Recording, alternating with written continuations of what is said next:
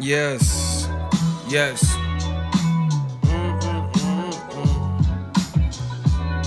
What up, Fight World? And we back. It's the Kid Ego.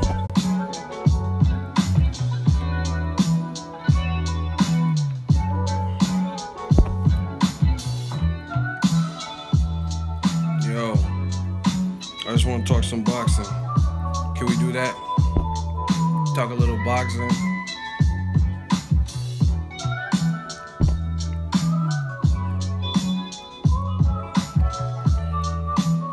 What up?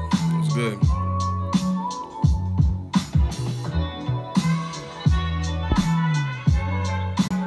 DC, what up?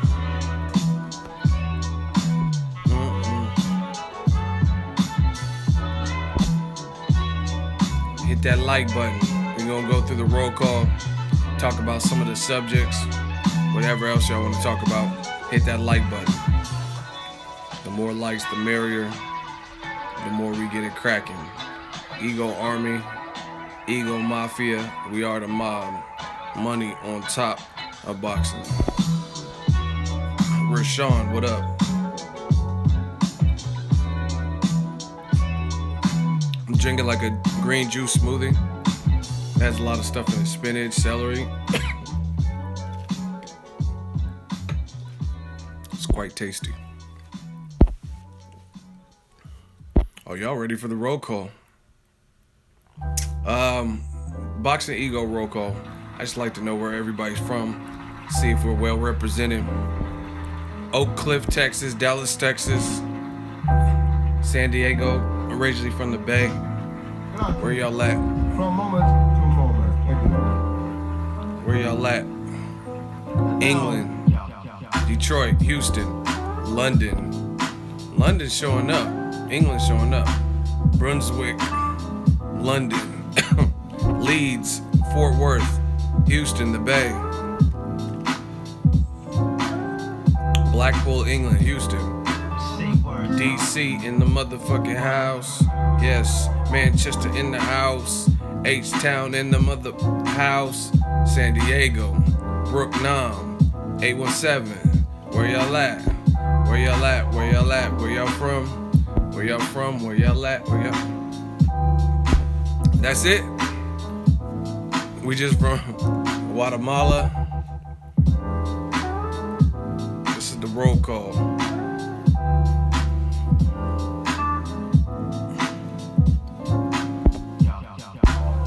Everybody getting the stream. It's coming through clear because the roll call just stopped. Hey, Ego, you keep it 100. Thank you. I try. I just speak my mind the way I see it.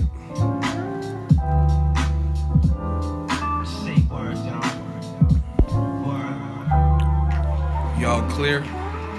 That's it with the roll call? Oh, y'all like my video on the Ring Magazine pound for pound list?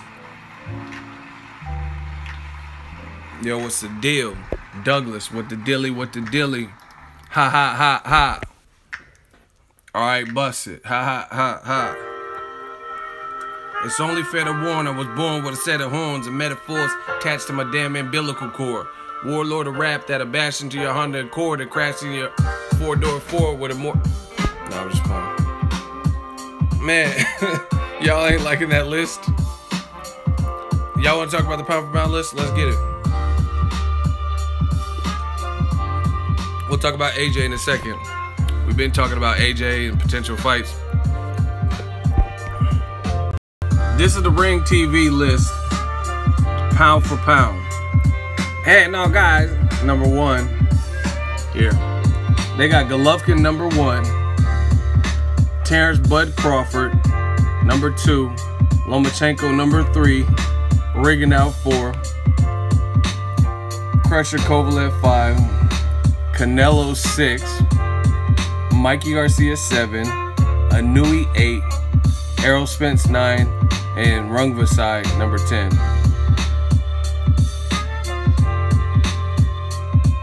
What's up, Ego, bro? Thanks for the retweet. Real boxing talk. No doubt, man. That's what we bringing back. We making it cool and fashionable to talk about actual boxing. You know what I'm saying? A lot of guys want to talk, and you start talking boxing, like, yeah, I think Ward will beat Kovalev. Oh, you're sucking Ward's dick. Like, I'm not here for all that. I'm not here to talk about men's members and penises and all that little child games and stuff. That's not me. I'm trying to talk boxing. You know what I mean? And I think we do a good job. Ego Army do a good job. And we got to make examples out of a few people in the hot seat. But, yo, Ring TV, y'all can do better. This list is asshole mio. Listen, let's analyze. In case you missed the video, I'm gonna tell you what I don't like about the list. And there's so many things. And see, this is, like I said, this is why I don't do pound for pound lists. It's all subjective. You know what I mean? You can try to make your arguments. Different people feel different ways. It's crazy. And see, listen, we could hot seat somebody, possibly, but I'm just telling you mine. Like, from my like, if it gets too, my thing is this: we got to go back to the gladiator days. You know what I'm saying? And I'm gonna say my opinion, and if you vehemently disagree, then we might have to joust it out in the hot seat. But for me, look at it like this: Gennady Golovkin, how is he pound for pound #1, and Crawford is #2? Like, what? If you believe that, if you agree with Ring TV, let's open the dialogue and get it out right now. And what I want the fans, if you're not saying your opinion, you're just kind of in the stream paying attention, just pay attention to what people say. Listen to what people say. Listen to what people say, and listen for the rationale of why they pick who and stuff like that. And we'll really get to it. We'll really get to the bottom of this. If Golovkin's #1 and you're fine with this list, or namely Terrence Crawford being behind Golovkin, based on what? Let's talk about it. See, every time I do the old-fashioned videos where it's just me in front of a mic talking, everyone's always leaving comments, because I can't reply to a million comments. You know what I mean? So everyone always, a lot of people agree, but then you always have people who disagree. Now I'm here live, and we could talk about it, and I could tell you why I feel the way I feel about the pound for pound list. So let's talk about it. And see, that's what you notice. These people never step up. They never step up when they have the opportunity. But let this live stream end, and then after the fact, when it's the replay, the re-air on YouTube, then people are like, oh, you don't know what you're talking about. You don't know shit about boxing. But where were you when the stream was live? You know what I'm saying? Where were you when the stream was live, when people could actually rebuttal in the comment section? I can actually rebuttal. So let's talk about it. Once again, and see, there's no necessarily right or wrong. You know what I mean? It's like, who's the best rapper? Nas said it. Who's the best rapper? Nas, Pac, or Big? Ain't no best. You know what I'm saying? So some people like Nas, some people like Biggie better than Nas, some people like Pac better than them. You know what I'm saying? So Jay-Z. So it's all subjective. We get that. But for me, let's talk about it. Because if you're going to dispute what I feel, I want to hear why you feel the way you feel. Very simple. Very simple. So don't speak all at once now. Why is Triple G #1? I'm like, honestly, let's break down his resume, his accomplishments, and let's really find this out. Why, if you agree with Triple G being pound for pound #1 currently, because look, 6 hours ago, Ring Magazine's current pound for pound list. Now, I told you, in my honest opinion, if we're doing a pound for, if I were to do pound for pound list and always be updating it and stuff, and it's a current pound for pound list, then I think you have to look at the landscape of what's currently going on in boxing, right? Like, because at the end of the day, like, Pacquiao has a lot of accomplishments, but he just lost to Jeff Horn. So if it's a current pound for pound list, would he be in the top 3? Probably not. But if you look at the totality of his career or something, maybe, because he's fought everybody, You know what I mean? So, you know what I mean? It's going to be subjective for those reasons. But if this is a current pound for pound list, then I want to know how Triple G, coming off of a draw and coming off of a controversial win that was unanimous decision. Now, I don't think it should, even if he won, I don't think it should have been a unanimous decision. I think it should have been a majority. I'm very surprised that every judge had it for Triple G. Me personally, because I was there live at the Garden. I was in the Garden in New York, you know what I'm saying? And I don't even see how that was a unanimous decision. Like, you see judges' scorecards all over the fucking place, and then they just all agreed on that one. Even the Andre Ward Kovalev. Now, that was a similar type of rugged fight, a knockdown separated, what one guy did from the other guy. But the difference is all judges had that unanimous decision, but it was by one round. One fucking round. You know what I mean? Every judge across the board. So I can even understand that more, because one round was the difference maker that gave Ward the fight. But that's not how the Triple G Jacobs fight was scored.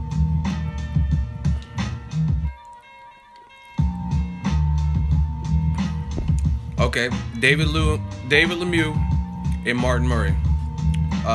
Spaceman 13. So at the time Triple G fought him, because that's what you can't look at what happened after. Like, if I'm looking at what Floyd did to Zab Judah, I can't look at the Zab Judah that lost years later to Paulie Malignaggi and Danny Garcia. I got to look at who Zab Judah was at the time, right? I think that's fair, because who knows what people go on to do. You know what I mean? When Floyd beat Robert Guerrero, the Ghost, he only had one loss that he avenged, and he stopped the guy that beat him. But since he's lost to, in my opinion, Aaron Martinez, he definitely lost to Keith Thurman, David Peralta, Omar.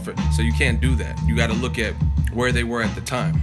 When Lemieux fought, he was a brand new champion, and his first title defense was Gennady Golovkin. He earned his championship belt not by beating another champion, but fighting another ranked guy, Hassan Indam, for a vacant belt. Those things matter. Now, if you're Tim Bradley, it might not matter. Like a person like that, he's just a random name I could think of.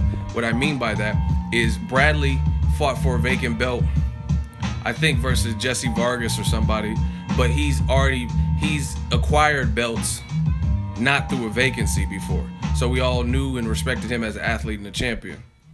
Hey, I love your channel. Thank you. You know what I mean?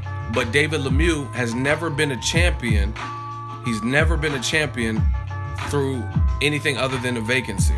Now he has a chance in December to beat a champion, and we'll see if he can beat Billy Joe Saunders. And then that, to me, it's a clear difference. Like, put it this way. Just hear me out. Would you give Errol Spence Jr. more credit if Kell Brook fought Golovkin, then he vacated his belt, went up to 154, and then Errol Spence fought Konstantin Ponomarev for the vacant belt? Or would you give him more credit that Errol Spence Jr. took his DeSoto ass to Sheffield and stopped Kell Brook at home, the champion at welterweight, who had never lost at welterweight and had a win over Sean Porter at welterweight?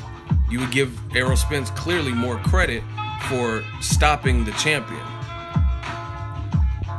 right?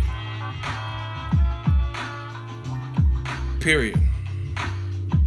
So when you take something from a champion, that's different from fighting a vacancy. So back to David Lemieux. That was his first title defense, and he clearly wasn't ready, because we seen a version of David Lemieux in the Golovkin fight. And credit to Golovkin, because he did the right things. He has power, and he didn't fight in a brawling, Mexican style, because he knew David Lemieux is with that. David Lemieux's with that Mexican style. You know what I'm saying? So he played it safe, played it smart, which I have no problem with. Winning is winning. But the only thing I do have an issue with, and I can understand when people have an issue with, if you parade around like all Mexican style, hey, no Mexican, you know what I'm saying? And you like capitalizing on the Mexican dollar, like all I do is bring rugged fights and stuff, and then you don't do it, then you're not staying true to that. You know what I'm saying?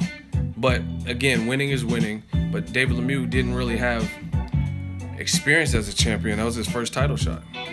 I mean, that was his first title, and he beat Hassan Indam, who had lost to Peter Quillen, got knocked down 6 times, and then David Lemieux beat him too.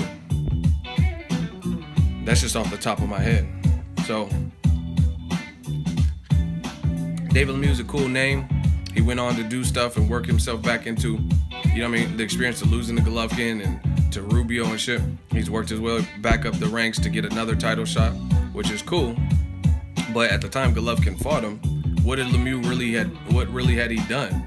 Beat Gabe Rosado after Golovkin pulverized him, after Angulo knocked out Rosado?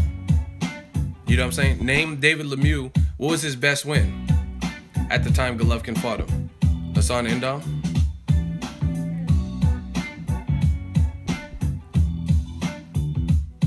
Let's talk about it.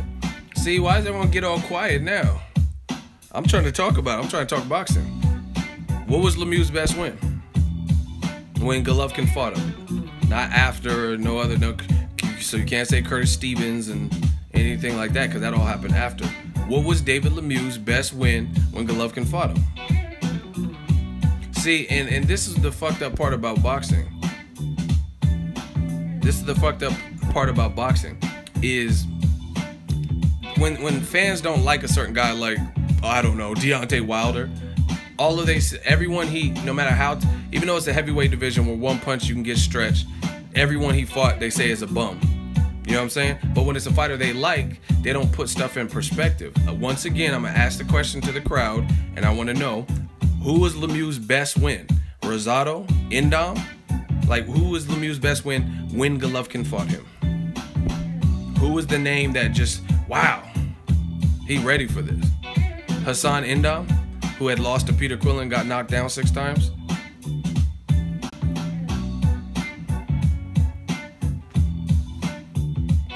Lemieux didn't have a signature win before he fought Golovkin. Boom. That's what I'm saying. So everyone says, like, even though we know Wilder's situation, we know people failed drug tests that prevented those fights. We know those things. But everyone criticizes heavily Wilder's resume, but they don't criticize other things like where Lemieux was. Same thing with Martin Murray. Martin Murray had a draw with Felix Sturm. He, in my opinion, I think he beat Sergio Martinez when he fought him in Argentina, but Martinez's knee was fucked up. And beyond that, it doesn't matter if people feel you won, if you don't get to live like the champion. You know what I'm saying? So Martin Murray, even though I thought that he could have won the fight with Martinez, they didn't give it to him. So he never got to get the confidence that a champion should get, beating a guy like Martinez in his backyard. You know what I'm saying? So who would Martin Murray really fucking beat when he fought Golovkin? Beat, not fought, but beat. Like, what was his signature win?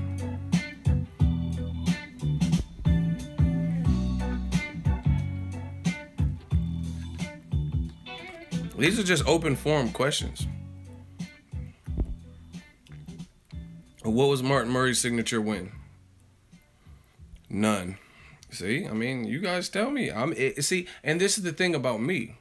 I'm not saying I got all the answers, but we can analyze it, and if you got the answers, make me feel different by explaining to me who it was. Martin Murray and Rosado? What are you talking about? He didn't fight Rosado at the time he fought Golovkin.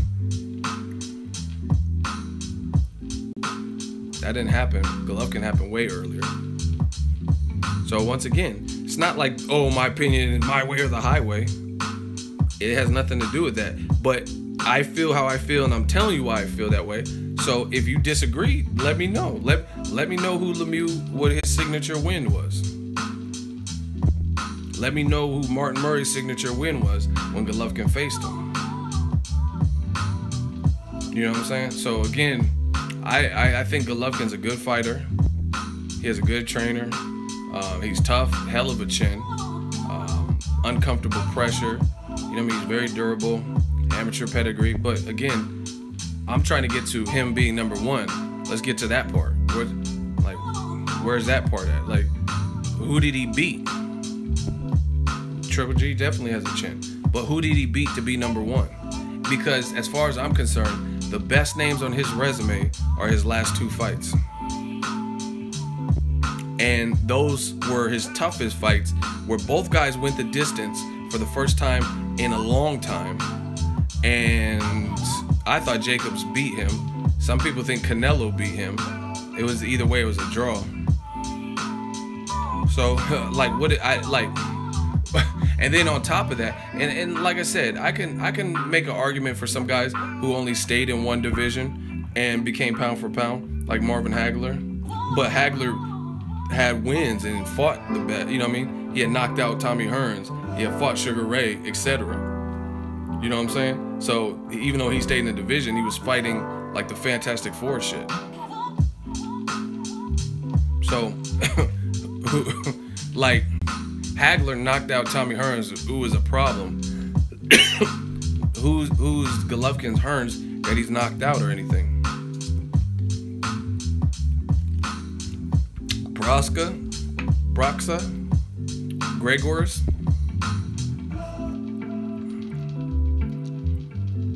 You guys tell me. Gregors Proska, is that equivalent to the Hearns? Is that his Hearns of the day? Asunamu Adama, Michael Blackson's cousin and shit. Try again, motherfucker. Do you know who you're dealing with? Like who? Who the fuck is Adama? It does smell like shit, doesn't it? Who is Adama? Real shit. The pink motherfucker. Do you know who you're dealing with? Like who is Adama? Like really? Where's Adama been? Like when's the last time you just got jazzed and be like, oh shit, y'all watching that Adama fight? Adama fighting this weekend. Like who is Adama? Where's he been? What's cracking with him? It does smell like shit, doesn't it? Where's Adama? What's his last fight? Give me a date. Who'd he fight? What's he known for? Who he beat? Who the fuck is Adama? Please answer, like, I'm begging you guys to answer these questions, because when I do a video and I'm talking about this stuff and there's no live stream for me to talk back, you guys have a lot to say and like, oh yeah, fuck you, you're hating on Triple G. So we can discuss it in the here and now so I can find these things out. I don't know nothing about Adama like that. So if you guys do, please, I'm begging you, please enlighten me.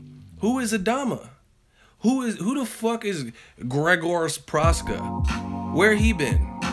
What's he done since? And see, this is the thing. I'm not knocking it. Like, see, this is the thing too. I'm not knocking people. Different people have different journeys. Like Canelo. Canelo had a lot of soft work, guys who were smaller as he was coming up. But the reason being, he turned pro at age 15 in Mexico. So he had to learn on the job. Golovkin has a silver fucking medal in the Olympics, and he has 350 plus amateurs. So typically you expect Olympians, bronze, silver, definitely silver and gold, you expect them to be in the bigger fights quicker. And I don't really think that's the case. People want to make excuses. Oh, Triple G had different promoters in Germany. What is, okay, but he still, where was his signature names? And like I said, his signature names to me came about recently from Kell Brook on. And Kell Brook, I don't even count him because he wasn't a standard middleweight. And he was still giving Golovkin some decent work. He did better than Dominic Wade. You know what I'm saying? So once again, let's discuss these variables. Who's Gregors Proska? Even like Gabe Rosado, he's a good fighter, but he was a 54 pounder and he moved up. That was his first fight. He actually sacrificed. He was supposed to be K9 Bunders, Cornelius. See, I know my shit. Y'all ain't fucking with it. K9 Bunders was a champion or whatever, and he was supposed to get a title shot. And he bypassed, he just won like a title on the eliminator. He bypassed his chance to fight at 54 for a title, which would have probably been better for his career because he had a better chance of probably beating K9 than Golovkin, because Golovkin just, Rosado, he had to learn on the job, you know what I mean? Like a lot of, like Tevin Farmer and him. So they had to take early losses and shit like that. Jose Pedraza, Angulo, while they were learning. Golovkin, he's already done his learning because he has a silver medal and a ton of fights. So anyway, I don't count that as like a massive win because Rosado didn't even give himself a chance to fill out at 160. You know what I mean? Ashita was a 54 pounder whose claim to fame was James Kirkland. And see, this is the thing. In this society, this is what people do. You're racist. You're hating. Okay, I'm a racist hater. But my question to you is prove me wrong, because you're not gonna just sit up here and call me a hater and call me racist when I've said nothing that wasn't true. You know what I'm saying? Because if I was racist, race is ignorant. A racist is ignorant. They don't care about logic. They don't care. They're there to demean, belittle, hurt, and spew hatred. You know what I'm saying? I'm not doing that. If I wanted to hate on someone, I'll just make up stuff, make up gossip and rumor. I'm talking about factual career stuff. So once again, that's what this society does. They just throw these labels. Oh, you're a Golovkin hater. Okay, what if I said that was wrong? That you disagree with? That's what we're trying to open up. Why is Triple G number one to you?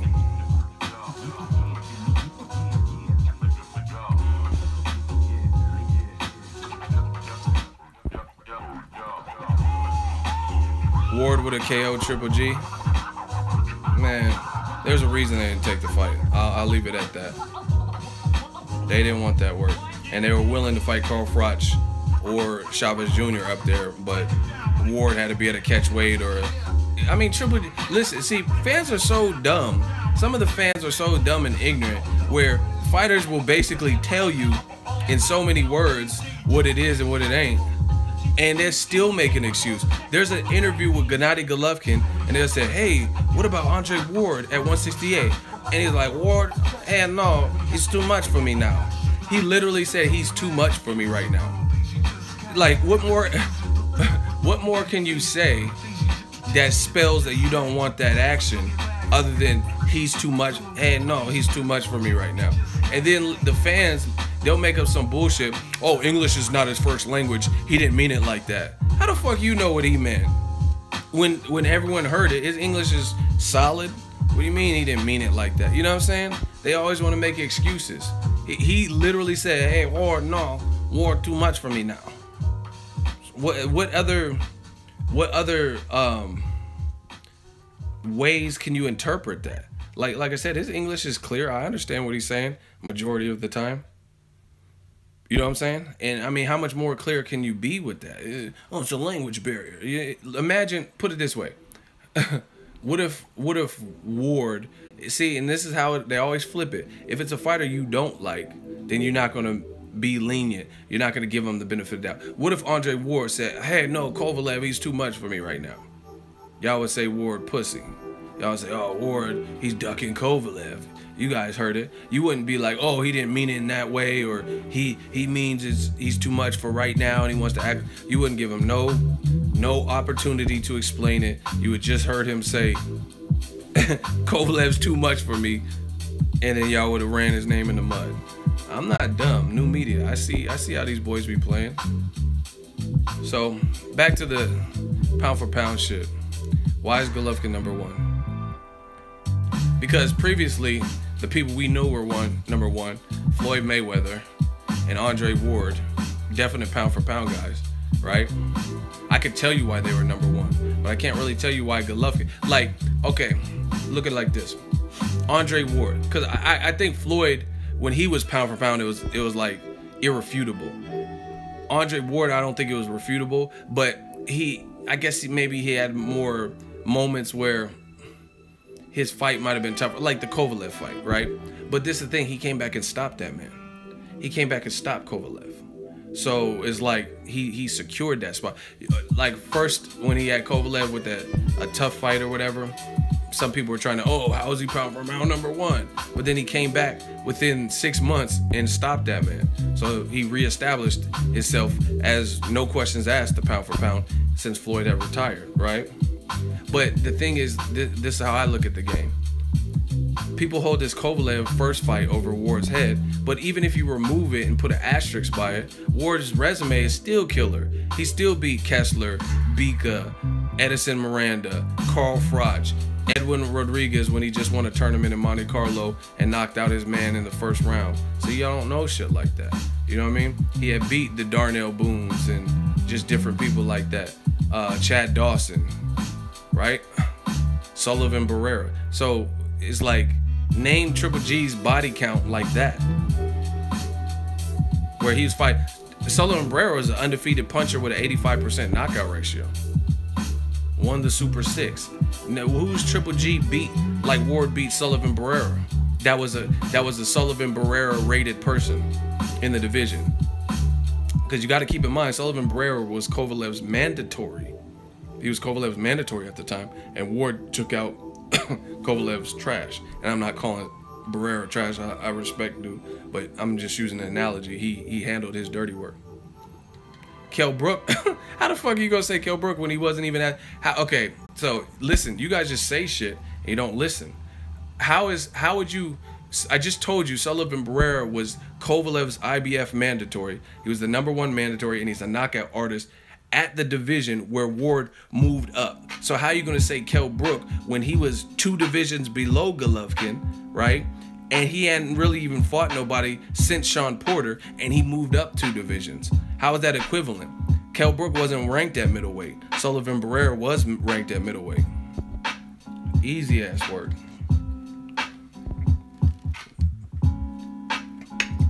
Ego and ignoring my question. I didn't see your question. Why would I ignore your question? I mean, I don't even know who you are. What is your question? Kell Brook was not ranked at middleweight. So what are you talking about? Sullivan Barrera was ranked at the division in which Ward moved up. In his first fight at the full light heavyweight, he fought Sullivan Barrera, a guy with an 82-85% knockout ratio who was ranked. So how can you even compare Kell Brook, who had to do the moving up? Golovkin didn't have to move up. He could fight at the same division he was. Listen, if you guys have questions, you don't have to say, I have a question. It's not like a formal classroom. Just type your question. And if I see it, I'll try to get to it. But, yeah, Kell Brook, that doesn't even make sense. He was the guy that traveled up. That's like Khan. Khan, when he fought Canelo, he wasn't ranked at 55 made-up division or 54 even. So you can't say that.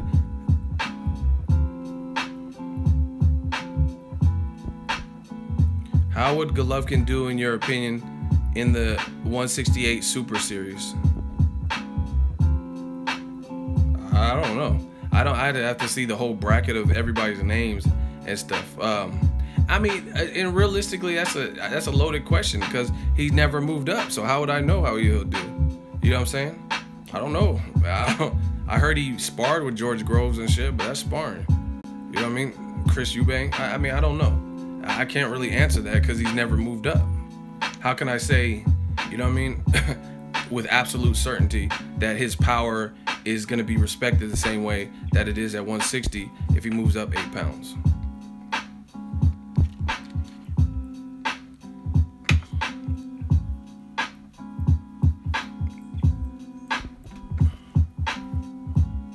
That's why, and people think he's pound for pound. I don't understand what you're saying. Young Credentials, what's good? Why didn't you see the fight again with Canelo and Triple G? I just haven't made time. I stay busy. You guys, if you subscribe to my channel, you see the workflow. It's not like the videos are unlisted or private. You guys see how much I travel. You guys see what fights I cover. You guys see how much content. So I just haven't made the time to sit down for 45 minutes and rewatch the fight when I was there live. It's just, I meant to, but I haven't got around to it. But why is Triple G #1 pound for pound?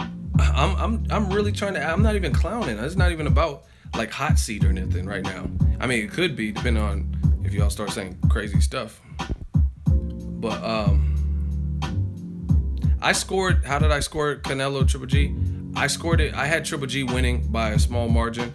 But then the more I started thinking about it based on all the controversy, then I started really scoring it in my head and like trying to recap the rounds that I seen. And I'm like, I can see how it was a draw. I can see how some people even had Canelo winning.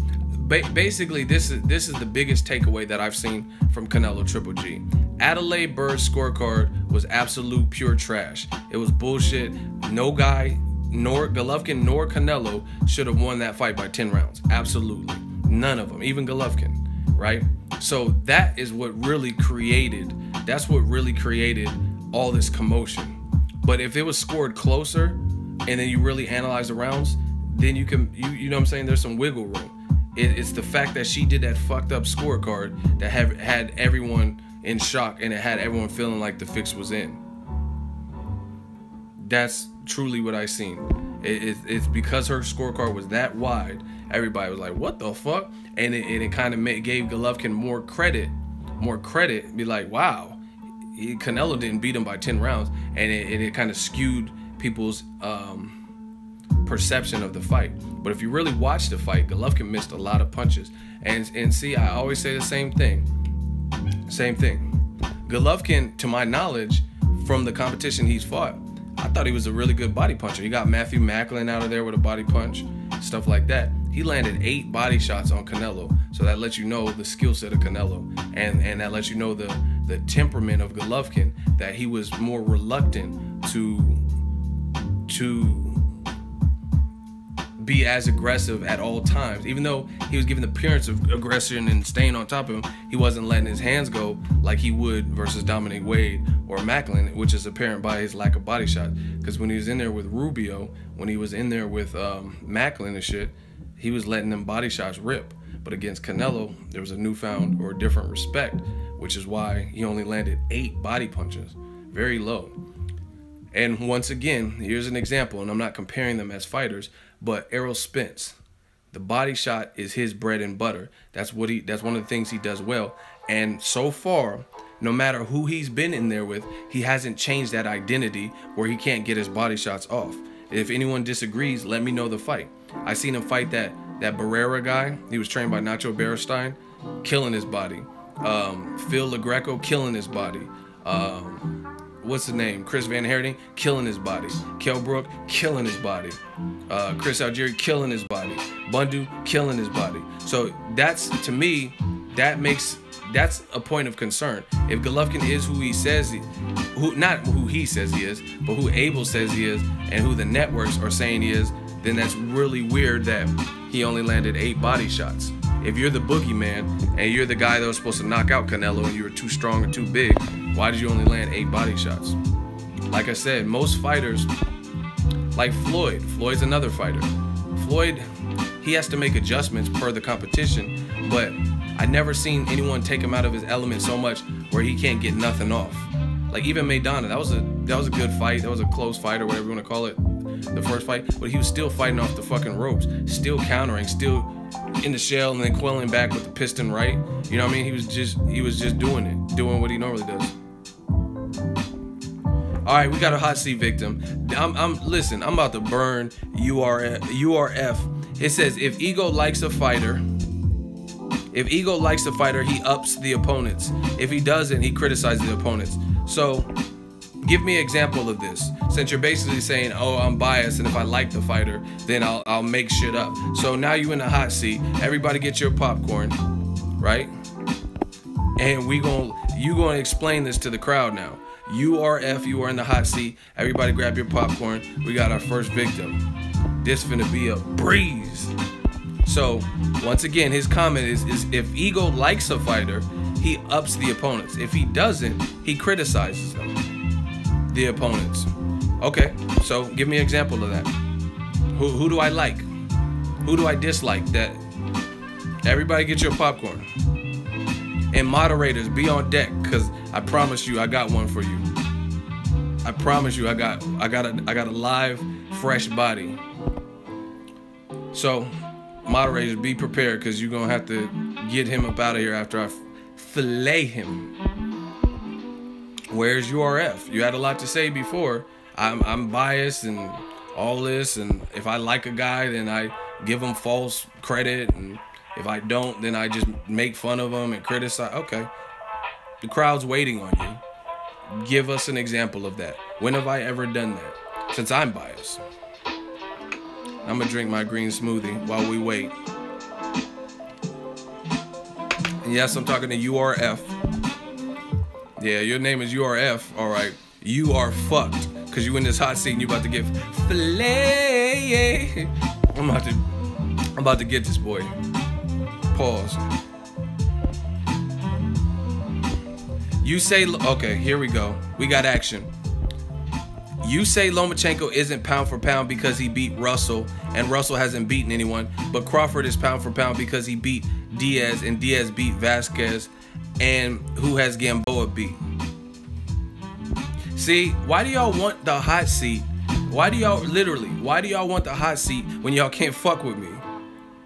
Like you like I said, URF stands for you are fucked. Okay, Lomachenko, listen. When Lomachenko fought Gary Russell Jr., I had a boxing channel. At that time, people were saying Gary Russell Jr. was the tomato can killer, right? They were saying he ain't fought nobody. Name Gary Russell, name one person he beat of note at the time he fought Lomachenko. At that time, he wasn't a champion. This was before Johnny Gonzalez. So name one person of note that Gary Russell had beat. He was being praised kind of by HBO and people were backing him, but he didn't really beat anyone. He didn't, even the Chris Martin, see, I know my boxing. People like Chris Martin, he didn't even beat those level guys until after Lomachenko. Johnny Gonzalez, Oscar Escandon, right? Okay, you didn't answer my question and you asked another question, right? And see, listen, this is the thing. You fucked up. You know you done fucked up. Now, even though you didn't answer my question, I'm going to answer your question, and then you have to answer my question, right? You said name one person of note that Felix Diaz beat. A lot of people would say Lamont Peterson, but since they didn't actually give it to him, it was like a split decision.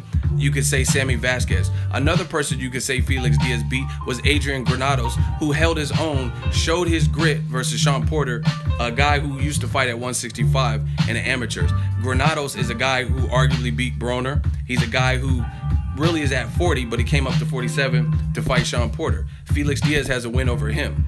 And besides, your whole argument is contingent on Terrence Crawford beating Felix Diaz. That's one fucking person. What about Victor Postal? Victor Postal beat Selçuk Aydin. He beat, I think he beat Jesus Soto Caras. He beat Lucas Matisse, the only person to this day to stop Lucas Matisse. Gamboa beat Orlando Salido, who's a veteran who beat Lomachenko, and Gamboa beat him easy. You know you done fucked up, right? Now answer my question. Vasquez is not good enough to make Diaz a pound-for-pound credible opponent. Why are you focusing only on Felix Diaz as if Terrence Crawford is 1-0 and his only fight is Felix Diaz? I just told you Victor Postal. Victor Postal, good boxer. He beat a former champion, Selçuk Aydin. He knocked out Lucas Matisse, made him quit and hurt his eye and all that, right? He beat Hank Lundy, Victor Postal did. You getting bodied. So you keep focusing this whole thing. Like I said, Crawford's the truth because he beat only Felix Diaz. Felix Diaz is just one of many bodies. Julius Ndongo. Julius Ndongo did good versus Troy Navsky, who was Terrence Crawford's #1 mandatory. He was ranked highly. He was supposed to be a power puncher, good fighter, tough fighter from Russia. Got knocked out in 1 round by Ndongo. Ndongo also beat Ricky Burns as a champion. And Terrence Crawford showed separation by demolishing him. I was at the fight, and everybody stood up, and the body shot had the bigger guy curling on the ground where he couldn't even get up or do anything. You getting fucked up. You keep bringing up this Felix Diaz, like I said, oh, Crawford beat Felix Diaz, he's the man. He beat Gamboa. He beat, you know what I'm saying? It's not like he just beat that. He beat Hank Lundy and Thomas Delorme. He beat other guys who were like good level. Not everyone's gonna just beat him easily. You know what I mean? Look at Lomachenko's record. Russell, Walters, Sosa, Mariaga. Lomachenko fought Mariaga. Oh my gosh. Do I need to keep demolishing him? Like, listen. No one said Lomachenko isn't good. Lomachenko beat Russell. You still haven't answered my first question, even though I've been going in answering all your questions. Who did Russell beat? Who did Gary Russell Jr. beat at the time? What was his signature win? A name that you're like, wow, he's ready for Lomachenko and he's ready for everyone, or he's a champion at the time Lomachenko fought him. That's my first question that you've never answered. So who did Russell beat at the time Lomachenko fought him? Nicholas Walters was on a long layoff and he was starved out of a fight. He's a good name, but obviously that long layoff didn't really help him. So if you want to give him max credit, and all of a sudden Walters coming off a draw to Jason Sosa, he looked totally different. I think there's a reason for that. I think there was a strategy behind that. Top Rank gave him no fights, but whatever. We'll give him the Walters fight because Walters still is dangerous against other people because he's a puncher. Jason Sosa. Jason Sosa got knocked down by Javier Fortuna, who really was being praised, but he hadn't really done nothing. He was a champion, but he hadn't really done nothing. Jason Sosa like lost to Nicholas Walters. They said it was a draw, and Mariaga was moving up in weight, and he had lost and got knocked down by Nicholas Walters. Now answer my first question, since I just ran through your whole roster. So once again, answer my first question. I just answered all of what you said. And Jason Sosa had like 10 amateur fights. So I mean, to compete with a guy who has 396 is gonna be a learning curve.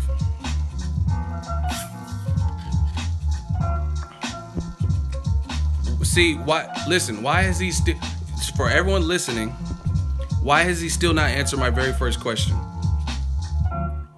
He hasn't answered my very first question.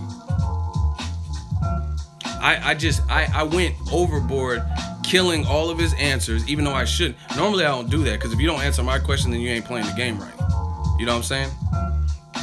You still haven't answered my question. Who did Gary Russell beat at the time Lomachenko fought him? A name that just stood out, like let's say he fought Johnny Gonzalez before Lomachenko. You'd be like, okay, he beat champion Johnny Gonzalez and then fought Lomachenko, but that's not the order in which it happened. So once again, who did Gary Russell beat? I got my computer right here. Who did Gary Russell beat at the time Lomachenko fought him? And Gary Russell's probably the best name on his resume. You getting drugged, boy. I'm just waiting for that one name. You tell me that he Googling right now. He's sweating bullets right now because he know he's in the hot seat. Who did Gary Russell fight? He's just trying to look for somebody on BoxRec with the best record. Who did he beat at the time Lomachenko fought him? Because everyone gives him props. Everyone gives Lomachenko a prop, but I said you got to look at who that fighter was at that particular time. And I said that before I even put your dumb ass in the hot seat. So that's what I mean. Who did Gary Russell beat? Who did Gary Russell beat when Lomachenko fought him? I know he's cooked, but this is fun for me. This is like a release. This is like therapy. I'll just name any random name and pretend he was great, like you're doing with Crawford's opponent. Once again, you still haven't answered the question. You left a snood, snarky comment, but you still didn't answer the question of who Gary Russell beat when Lomachenko made him. You just left a sarcastic comment. Let's vote. You wasting everybody's time, and I know I cooked you. If he got cooked, URF, I told you, URF stands for you are fucked. You can't name it. You can't name who Gary Russell fought at the time Lomachenko fought. That's why you had to bounce around and not answer the question and then leave stupid shit and ask me questions. Deflecting, exactly. See, I'm just glad that the fans see it. So I'm so biased, but yet you skirt around the issue when you're in the hot seat. I answered every single question you had. Mariaga, Sosa, Walters, Russell. I went through everybody's roster, and you couldn't do that. Hey, URF, you are fucked. One of my moderators. We got another hot seat back to back. After I see this name gone, I'll let you know who the next hot seat is. Someone say URF. Don't ever say Tamayo. Who the fuck is that? They were calling him Tomato because it kind of rhymes. One of my mods, take URF, take him up out of this planet stream. Thank you. Now we got another hot seat back to back. Y'all keep opening your mouth. Y'all go keep, like Charlo said. I guess I'm lions only. Keep running your mouth. Keep running your mouth. Now you got to back it up.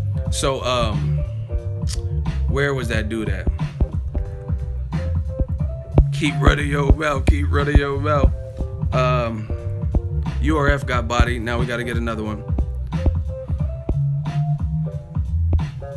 All right, his name is fucking BNP.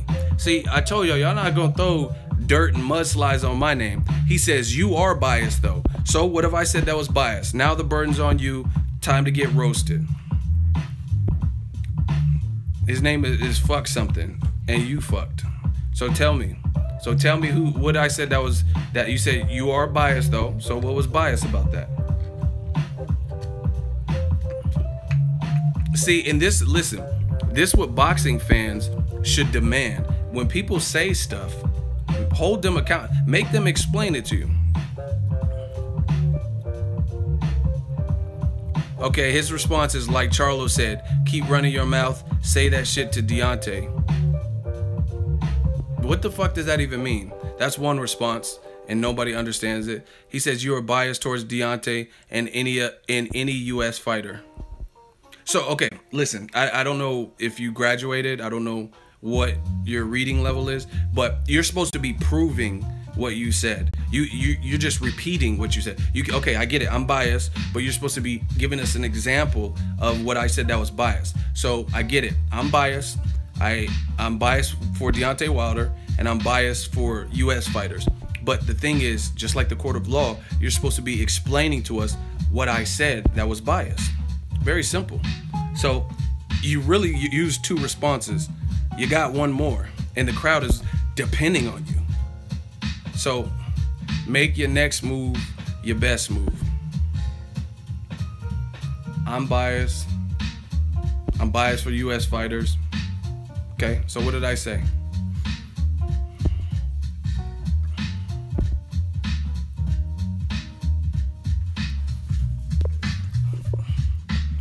See, like I said, y'all not gonna just be saying whatever about me and then not being able to prove it. And the crowd is waiting on you.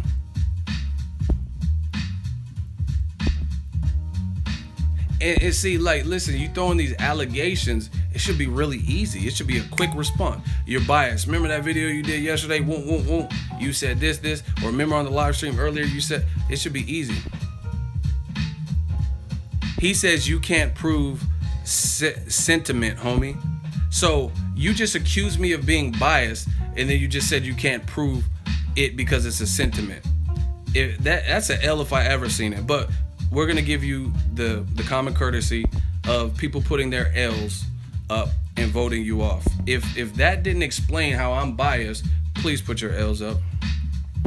He says I'm biased off of sentiment. What? Like, listen. That was dumb. That's like me saying you're a murderer. Like, why? What evidence you have against me? I could just tell off sentiment. What? So you accuse someone of murder off of sentiment?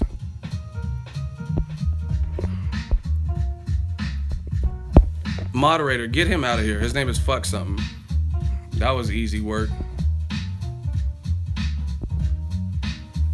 He said this. I can't prove it, but the sentiment.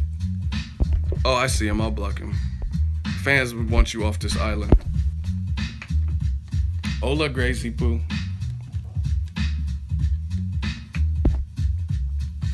They emotional E. I see. This shit is fun to me. This shit is funny because, like I said, this is what they're not used to. They're not used to somebody fighting back. They see the standard video. You could cyber bully someone. You could say, "Oh, you piece of shit, racist, and you hate Golovkin." You could do all that crazy internet shit. But in the hot seat, now you got to prove it. You got to prove your allegations, and that's not as easy as it is. So, like I said, just make sure you come correct in the hot seat. We treat this like the court of law, and I treat this like some gladiator shit, some Roman times. So we're gonna duel and we're gonna joust, and then see who's right. Listen, I don't have time for sensitive. Kwame, he says, why do you insult everyone who disagree with you? Listen, your response is really not, or your question is really not worth my time, to be honest. You talking why? It's not about insulting who disagrees with me, but if you come on with that fly wild shit, then it's, like I said, it's some gladiator shit. So be prepared for that. So if you want to be Tyrese, cry Reese, and cry me a river, then leave the stream. You don't have to be here. You sound sensitive and moist. I want my baby. Like, why do you insult everybody that just? I don't just like, when have I ever, let's say Lomachenko Rigondeaux. Let's say I'm picking Rigondeaux and someone's picking Lomachenko. I've never just said, "Oh, you fucking stupid piece of shit." And so you guys, whatever. If that's what you think I do, then whatever. You know what I'm saying? But I don't have time for this Tyrese shit. He's like, why do you always insult us? Listen, I don't know what type of stream y'all used to, but y'all tell me, all right, you're always roasting people back to boxing. This is my show. It's like a roller coaster. All you do is strap up, put your seatbelt on, and enjoy the fucking ride. You telling me what to do? Like, it doesn't work. I'm an Aries. It doesn't work like that. You know what I'm saying? We could talk boxing the whole. I've never just got on a stream for 2 hours and talk non-boxing. So just have some patience, take a chill pill, and just keep it pushing. He's like, come on, back to boxing. Like, I can't say nothing. Like, y'all just want every word out of my mouth to be about a boxer or a boxing match. Like, chill. Get back to the boxing. I take a fucking drink. Back to boxing. No drinking. Like, damn. Anyway, I'm done with you crybaby Tyrese's.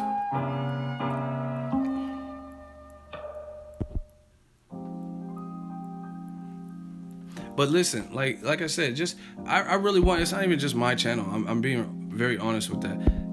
Hold people accountable. Bottom line, like people, somebody inboxed me, or somebody hit me up on Twitter today, and I don't even want to give them credit because it's like I don't want, you know what I mean? I don't want anyone to piggyback off my name. But he was like, yeah, thanks for giving us a 1-star rating on our podcast. I didn't know you were a hater like that, and I never felt threatened by it. I'm like, who the fuck are you? Like, I don't even know. Like, some of y'all cats got it twisted. Like, I don't know what y'all think, but I don't even really listen to many boxing channels or anything. And then somebody sent me the screenshot of the review, right? And it said my name. It said Boxingego on iTunes. I don't even have a Boxingego iTunes account. And then it says, you guys are always licking arse, A-R-S-E. Like, since when that's some UK shit. That's not even American lingo. When have I ever said arse? So you should have been able to tell that wasn't me. You know what I'm saying? But people are idiots. And people just believe what they see. Oh, it says Boxingego, it must be him. Like, when have I ever said arse? Honestly. Never. We don't talk like that out here in the Bay. I never just seen a girl like, she got a nice arse. Like, what? Anyway, y'all want to talk? Motherfucker said, leave me alone. That's hella funny. Y'all want to talk about this Ring TV pound for pound list? Or y'all want to move on to Jacob's Audius? Huh?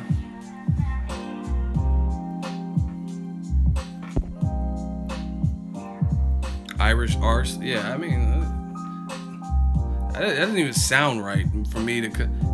Like, damn, girl, you got a nice arse. Who says that? See, like I said, I used to live in the UK. It was a while ago, but... y'all jargon is just different than out here. Gracie says C. Yeah, I don't be saying arse. I never just been at the club like, damn girl, you got a nice arse.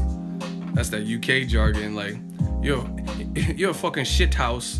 I don't say shit house. I never called nobody a shit house before.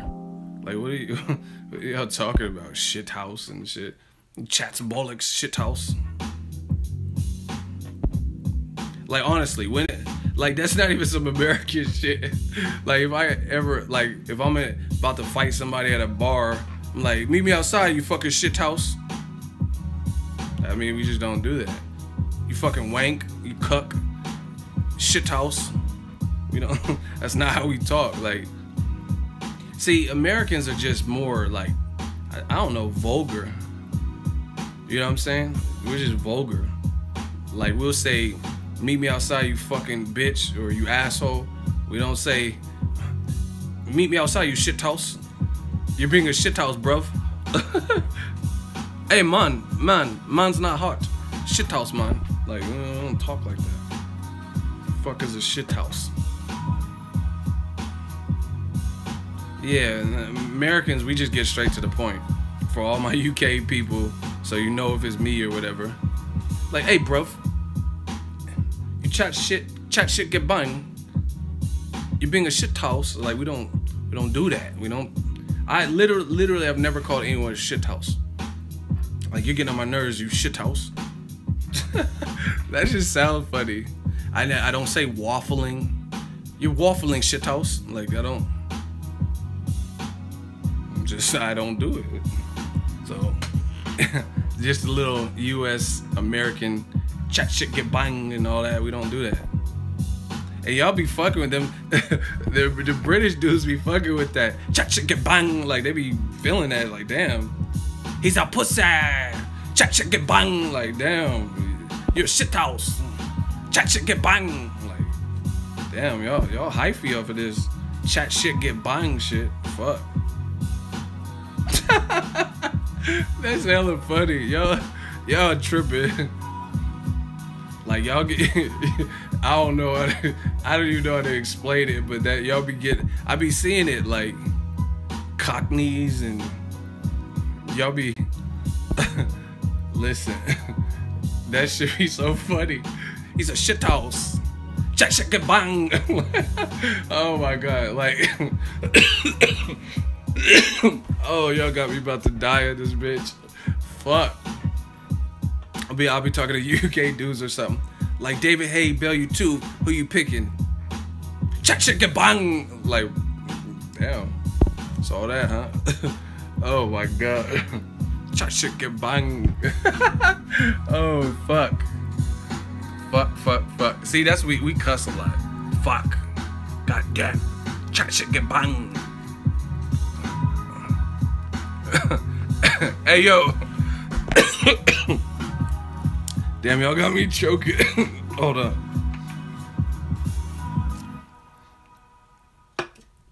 I'm trying not to laugh, man. This shit. I'm gonna incorporate that from my from my UK people. I'm gonna start like after I'm like, what up, Fight World? It's your boy Ego. I just watched the fight. Bermain Stavern got knocked out. He had a lot to say before the fight. Chat shit get bang. Chat shit get bang. Bermain, chat shit get bang. Like, oh my gosh. Stavern, he was just going after it with Deontay Wilder at the press conference. Chat shit get bang. First round, chat shit get bang. Oh my gosh. Woo.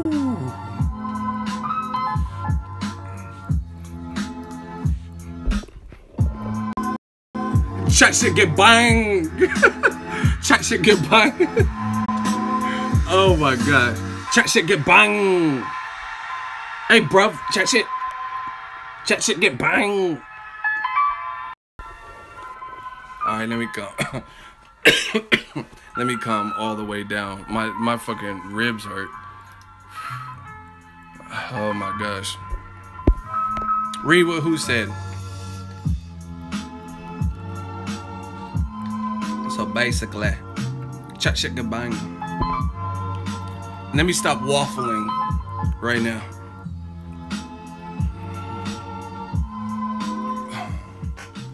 Whew. Okay, so Wilder. Damn, people getting banned. It must be chat shit and getting banged.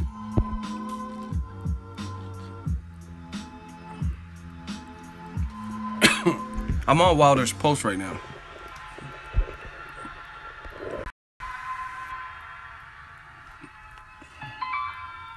I'm the most feared man in the sport. I'm the boogeyman of boxing. He was crying in there.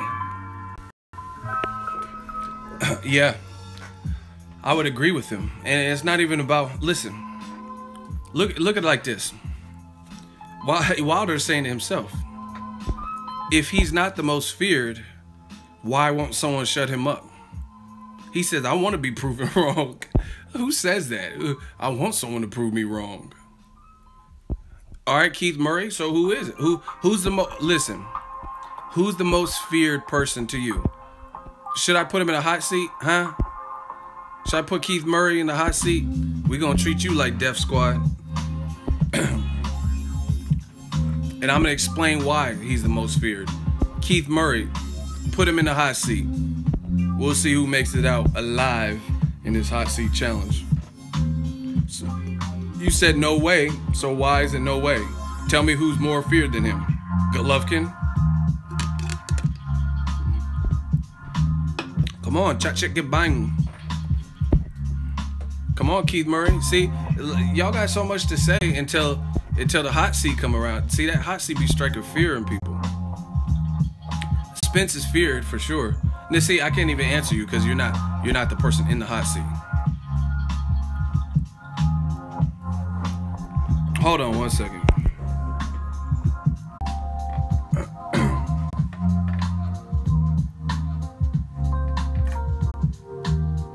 Listen.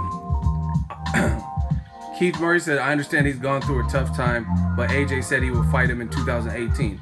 Once again, you're not answering the question. Deontay Wilder made a statement. I am the most feared man in boxing. I am the boogeyman of boxing.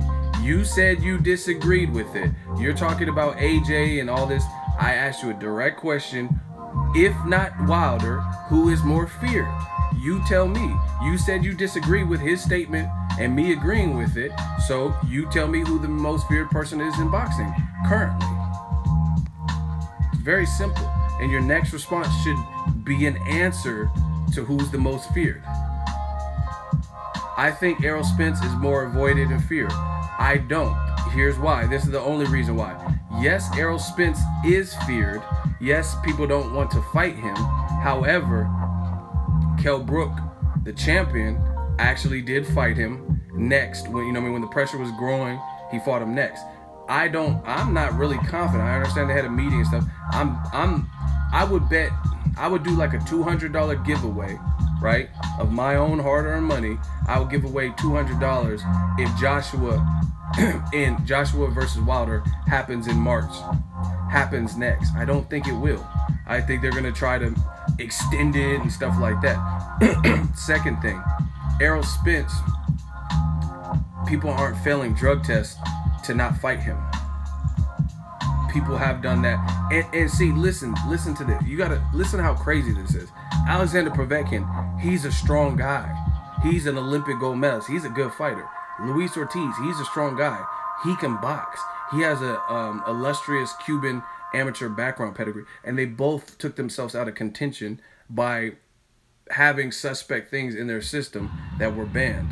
Nobody has done that with Errol Spence. So again, I agree that Errol Spence is avoided, but right now, you got to give it to Wilder. You got to give it to Wilder because no one's that's common knowledge cheating to not fight Errol Spence. Them guys just don't look like they want to fight him, or they're not mentioning his name, which is also happening for Deontay Wilder. Like Anthony Joshua just won his fight. They said who you want to fight next. Post-fight, he didn't even really say Deontay Wilder. They were like, come on, just say some names. They had to coax it out of him. Wilder's having to show his ass, pause, to get a response on IFL TV from Joshua. You know what I mean? Joseph Parker, I don't even know where he's been. I don't really hear him calling out Wilder. So I agree he's the most feared man. And see, this is the other thing you got to look at. Really look at it.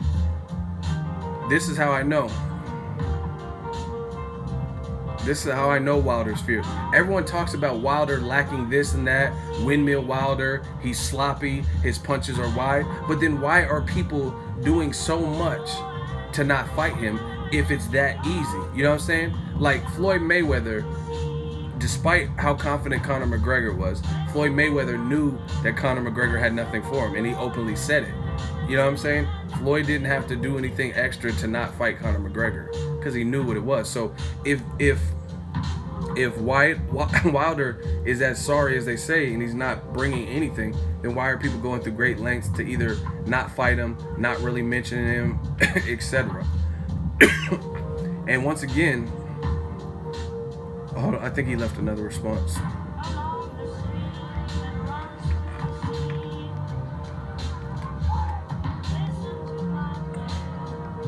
He says, I totally agree. I like Wilder too. Thurman, the champ, is delaying Spence. Sean Porter going a different route. So you just agreed with me. I mean, because using your argument, you said, oh, the fight will happen. Well, Keith Thurman's saying the fight should happen. He's going to take a tune-up. But like I said, nobody's failing drug tests to not fight Spence. They're avoiding him. We all know that. There's people that don't look like they are in a rush to fight him. But even Kell Brook made excuses on why he shouldn't fight him, but he still buckled down and fought him. So until we see a champion actually do that, then I think you have to say Wilder is the most feared. That's just my honest opinion. Now, you know what? I'm going to make an exception because I feel like I've done a good job of proving my point, but I'm not going to block you because I don't think you've been very combative or anything like that. So this hot seat, we're going to let the hot seat cool off on him. He's not saying nothing too crazy. You know what I'm saying? He's not saying anything wild. But again, I still feel like my argument shows that Wilder is the most feared, more so than yours does, because you're saying you don't agree. But again, who's failing drug tests multiple times? Listen, 3 people failed drug tests in 16 months instead of fighting Wilder when they had scheduled venues, dates, and appointments to fight Wilder. That's pretty extreme. And then Joseph Parker makes no mention of Wilder. Show me where there's a post or a video someone made of Joseph Parker talking greasy about Wilder. Even Anthony Joshua is talking like he's not really talking crazy to Wilder. He's like, I'm a man, you gotta respect me and shit like that. But he's calling Tyson Fury a fat fuck. You know what I mean? Why don't you call Wilder too small little bitch or skinny leg fuck? You know what I'm saying? He's not really doing that. You know what I mean? He's being a lot more respectful to Wilder in terms of his trash talk than he is with Fury. He's calling Fury a fat fuck. You know what I'm saying? When has Joshua came at Wilder's throat like Wilder's coming at his throat? I just talked to him. And he was like, Joshua, I'm coming, run. He's talking like crazy. I mean, in the grand scheme of call outs. AJ seemed pretty passive, and Eddie Hearn's like, oh, that's not really his thing. He does his business behind closed doors and he does his boxing in the ring. But when somebody's like, it's not true. Here, I'm gonna tell you why. Y'all want to know why? If y'all want to know why it's not what Eddie Hearn just said about Joshua, he's not gonna break character because he does his business in the ring or business behind closed doors and all that in the ring. If y'all want to know how it's not true and how I can prove it's not true, give me a hell yeah. Give me a hell yeah.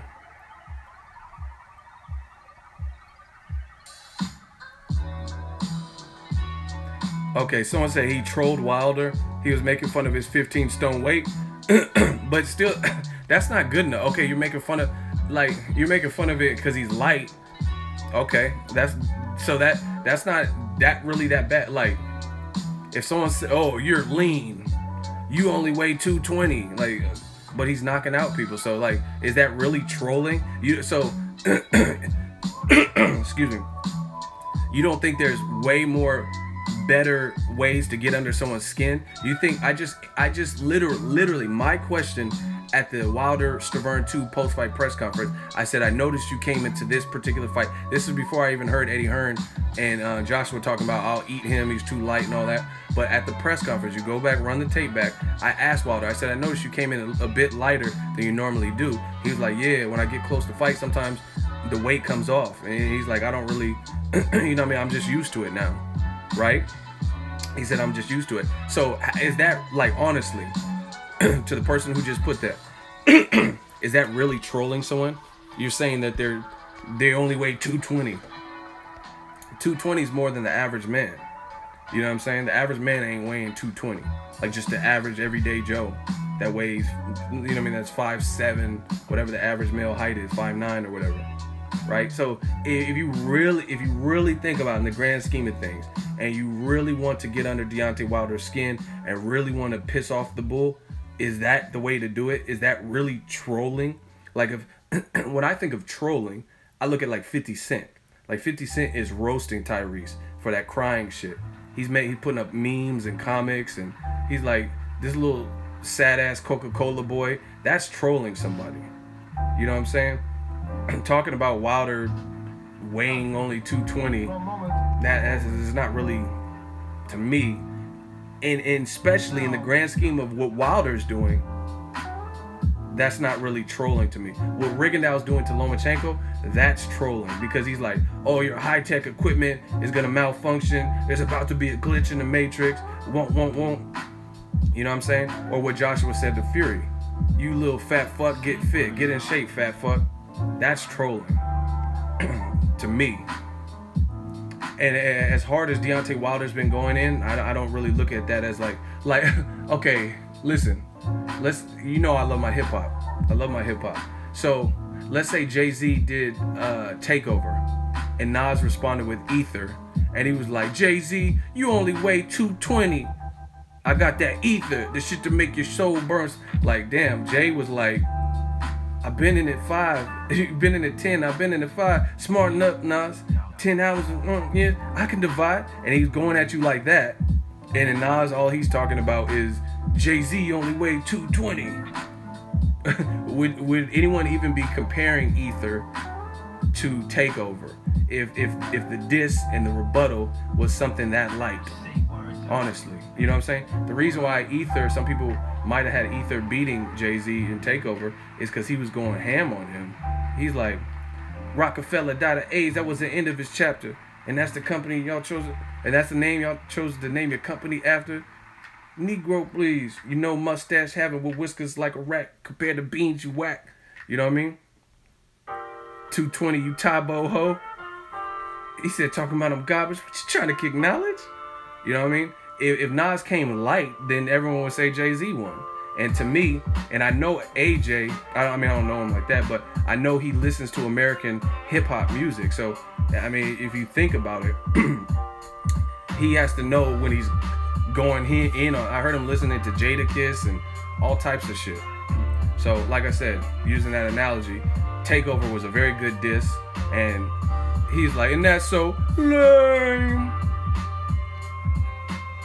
You know what I mean? And he was coming with it. So if Nas just said something like, you only weigh 210, that's not really a good, that's not even worth a bar. That's not even worth putting in there. That's not a good diss. You know what I'm saying? So I don't, to me, I haven't really heard Joshua respond. Even when he did that video today, I seen he said he's gonna slap Deontay Wilder, but he was like, it looked like he was playing around. Like he was like laughing. And he was like, oh, hold on, let me get into character. I'll slap him around the ring. Tyson Fury, I'll knock him out. It sounded like he was just like joking. Wilder don't sound like he's joking to me. That's just me. L Dog, New Zealand, $10 Shmoney Gang. If the Fury who fought Klitschko fights Joshua, Deontay next, who wins?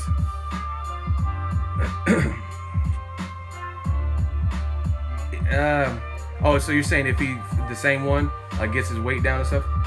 I don't know, because I don't know. I really don't know. I think, honestly, I think Wilder would beat Tyson Fury. And I think it's just because he has too much power. And Tyson Fury could be, see, Lou DiBella said this to me. If Tyson Fury fought Wilder next, I think that's more dangerous, because I think, well, he didn't, that's not what Lou DiBella, hold on, let me tell you what Lou DiBella said.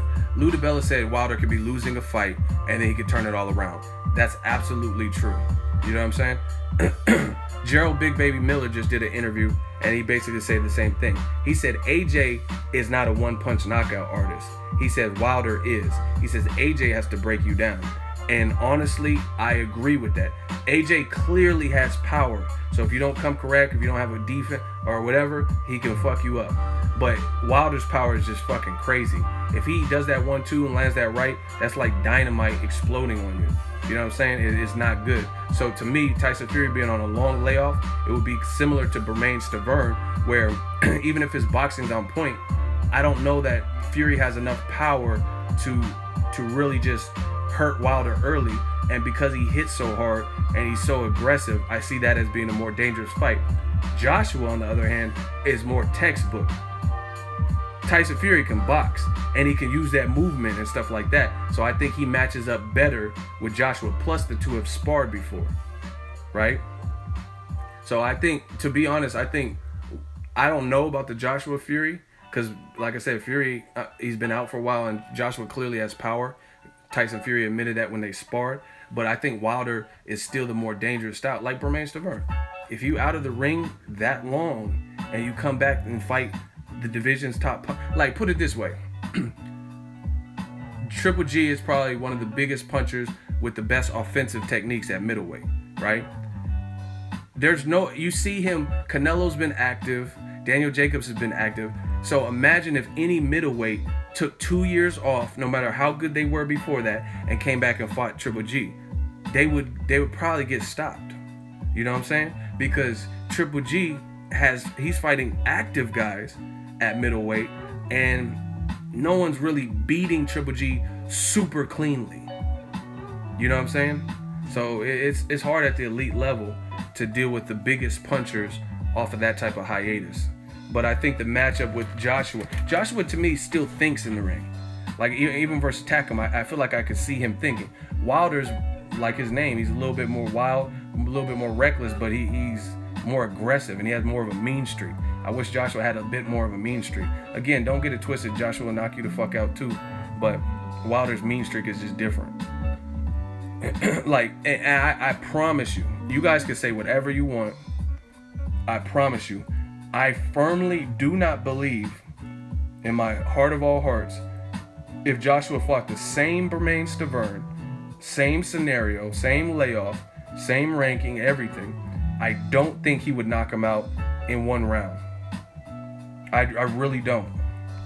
I don't see that. I don't see him knocking out Stiverne in one round, knocking him down 3 times like that. Could he knock him out? Yes, he could knock him out. But he would have to work for it, you know what I mean? Like, he would have to break him down, you know what I mean? Maybe after 3rd or 4th round or something, somewhere after that, it would probably, you know what I mean? It's possible, but I don't see, I swear to you, I don't see Joshua. Blue Avenger, do you want to jump in the hot seat? We can argue it. You talking about, wow, really? Yes, really. Yes, really.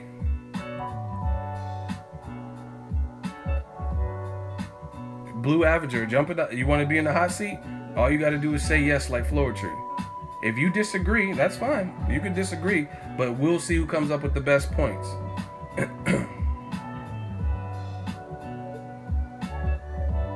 AJ will put him into sleep easy too. Jump in the hot seat. I'll take both of y'all on at the same time. Pause.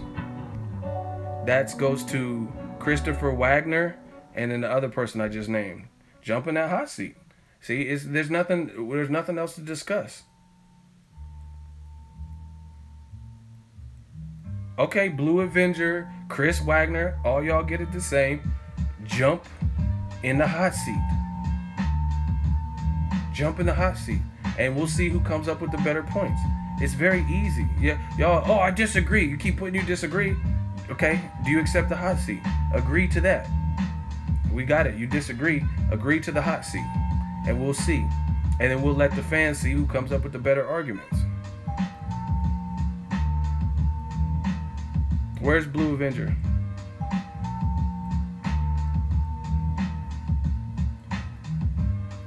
Blue Avenger, do you accept the hot seat? Because I'm not answering any questions or trying to break this down until you say yes. Okay, he says yes. We got us a victim. Everybody, Boxingego versus Blue Avenger. Let's go.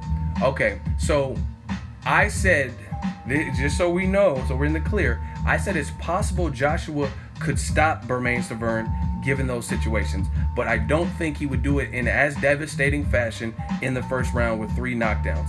You said you disagree with that, aka you believe he would knock out Bermane Stiverne in the first round. So please explain why you believe that, and then I will do my job to explain why I don't believe he would knock him out that early. And we're all waiting for this explanation.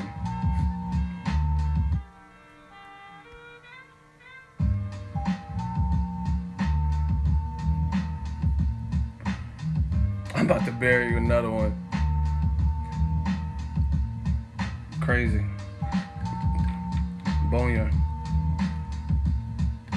So his first response is, yes, I do believe that, which we already acknowledged that you disagree with me and you do believe that. So you're supposed to be explaining your point right now. AJ loves stationary targets. That's the best you got. So you've wasted two responses, and you says I do believe that, and AJ loves stationary targets. Like, really? That's what you're coming with in the hot seat. Do y'all have y'all tuned into the hot seat before? Do you know how this works? This is like some killer be killed shit. Like, you know what I mean? Not literally, but you know what I mean, figuratively. And that's really your response? AJ loves stationary targets. So please explain how he's gonna knock Bermane Stiverne out in one round. Bermane had no defense. Joshua Straight Right is the best at heavyweight. Anything else you want to add? So, and then anything else? I've already given you probably more than 3 responses, but do you have any other little quick add-ons so I can roast you? That shot gas, the shot that put down Bermane. I don't understand what that means. That shot gas, the shot that put down Bermane. I don't know what that means. Do you have any other responses, Blue Avenger? We're going to see who the real Avenger is, because I'm about to Hulk you right now. Thor.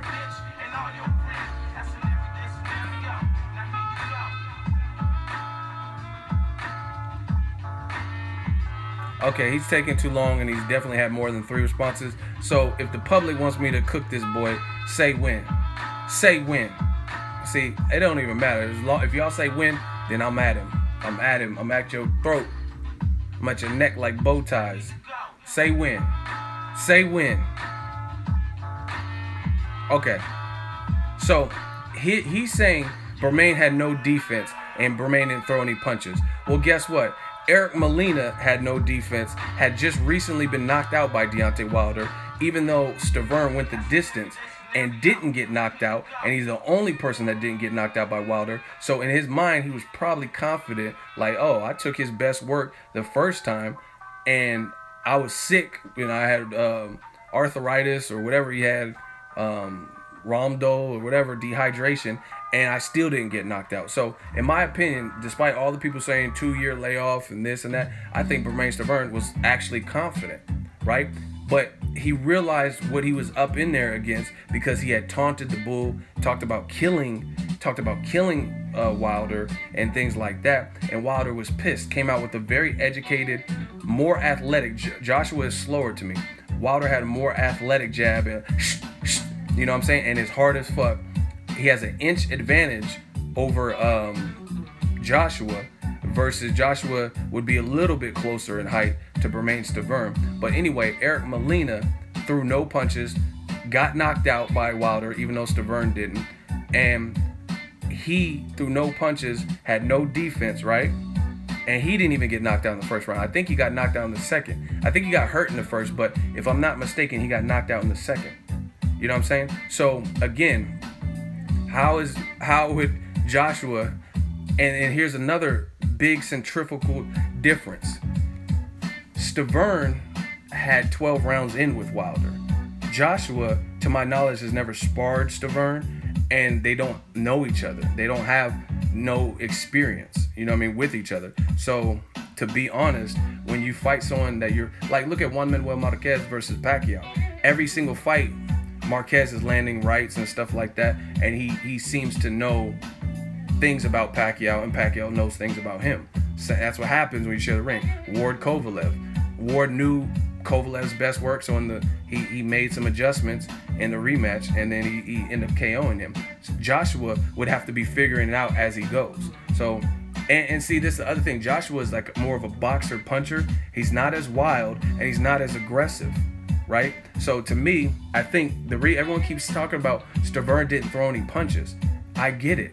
But guess what? To me, the reason Stiverne didn't throw any punches is because Wilder was bigger than him, was angry at him, and he came out so fast and aggressive, and he was jabbing, and then he set up the 1-2, and then after he got hit with that first 1-2, he didn't want no work. And then Wilder, being as aggressive as he is, just put it on him.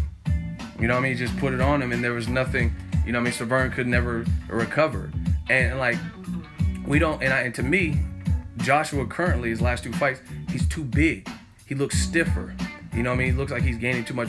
He doesn't look quite as explosive as when he was 13-0 or whatever, right? He looks a lot more like a tank, like aesthetically, look, you know what I mean? More. That's why Tyson Fury keeps calling him the bodybuilder.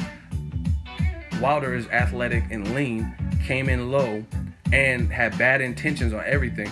Like even like putting his hands down. Joshua would never put his hands down at his waist even with the Stavern off a 2-year layoff. Wilder didn't give a fuck. Wilder, the way he was fighting was just like Super Saiyan shit. Like running at him and trying to do juke move. Joshua ain't doing all that. See, and if you notice when he did that run, that Adrian Peterson juke move, that's what created the knockdown. Because he came at a weird angle. Stavern got knocked down twice, wasn't really ready for an ambush. Joshua don't really ambush you like that. And he's an inch shorter. So that's my opinion. Again, I think Joshua possibly could have stopped him, but based on his style, based on his increased size, I don't think he would have just stopped him. A guy he's never fought before just stopped him in the first round. So what y'all think? Who won this hot seat? Put your L's up if he didn't do a good job or a better job of explaining how Anthony Joshua would knock out Bermane Stiverne in one round in a destructive fashion like that. Like I said, he didn't even... Molina, if you think about it, Molina got stopped by Wilder. He had already been stopped by Chris Arreola, right? And he lasted 2 rounds. You know what I mean? And he wasn't throwing no punches. He didn't have no defense. And he had been stopped at least 2 times before. Stiverne ain't never been stopped. So Joshua, I really believe... And Stiverne, you guys could say whatever, but he was talking about nobody can knock me out. You know what I mean? So I don't really think he just showed up for, like people are saying, just showed up for a paycheck. I don't think he thought Wilder could do that like that. He was sick the first fight, he claims, and he took Wilder's best shots and went the distance. So I don't think he expected all that. And that's why it was so emphatic. One of my mods off with his head. See, everybody want to disagree until it comes time to proving it. Nice try, Blue Avenger. One of my mods handle that. Wilder, like, styles make fights. Wilder is that fucking aggressive. That's pretty much what sealed the deal and brought out the fact that he was ring rusty and shit like that.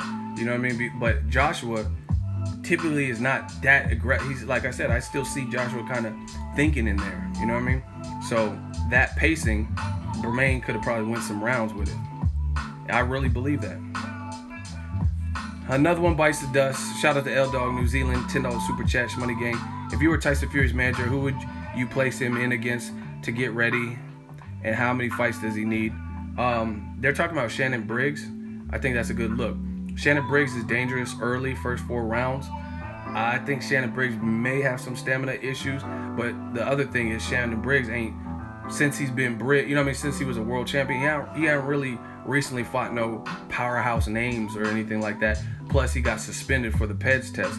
So to me, he hasn't been active.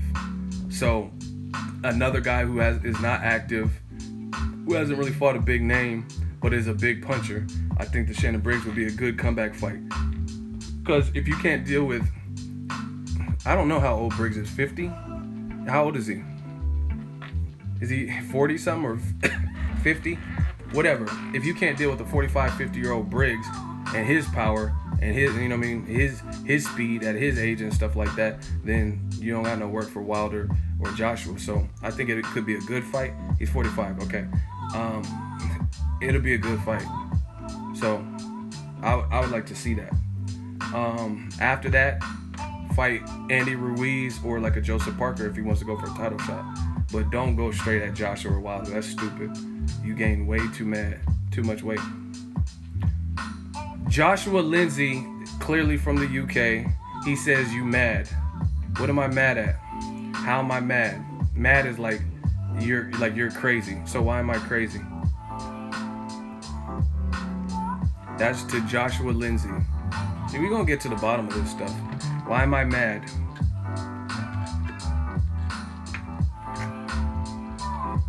What is it there to be mad at? I don't get it. Joshua Lindsay. That's to you. Please explain. What am I mad at? Joshua Lindsay.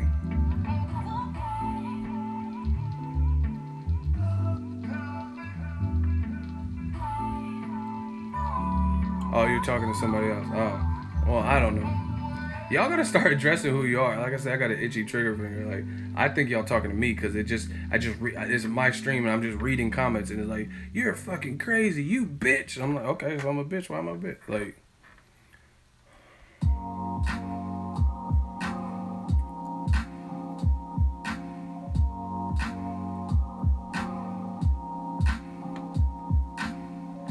anyway, that's my thoughts on it.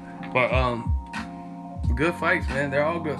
They're good fights. I want to see the Wilder Joshua because Eddie Hearn mentioned this in an interview where he was like, basically, we want to build up, but we don't want to wait too long, like Mayweather Pacquiao and stuff like that. Then don't wait too long. The fight's good now. Both of y'all got rid of your mandatories. Both of y'all have knocked out everyone you've ever faced at some point, right? Fight. Period. All that Dillian White and build up, that don't mean nothing. And I told y'all on that stream yesterday, Eddie Hearn doing a little experiment or whatever you want to call it, asking a random 59-year-old in New York midday who Deontay Wilder is. It's funny for a couple quick laughs, but that don't really prove nothing. What does that really prove? Like I said, ask that same guy who George St. Pierre is. He fought the same night as Wilder. That dude probably didn't know that. You know what I'm saying? So it's like, ask him who, you know what I mean? Who cares what a random person who's walking by who may not even be interested in sports? Who cares? To me, that doesn't prove anything. You know what I'm saying? You could ask, who's Serena Williams? Who's Jay-Z? You might not know none of that. And like I said, Eddie Hearn conveniently didn't ask about Anthony Joshua because they know they haven't done their work as far as making him a crossover star in America yet. Yeah, GSP is a legend. He did his thing. Bisping, and see, that's the thing. Bisping had title defenses, and he's a trash talker, so he's very confident. And for GSP to come off a 4-year break and do that, hurt Bisping and get him on the mat, rear naked choke, legendary shit, man.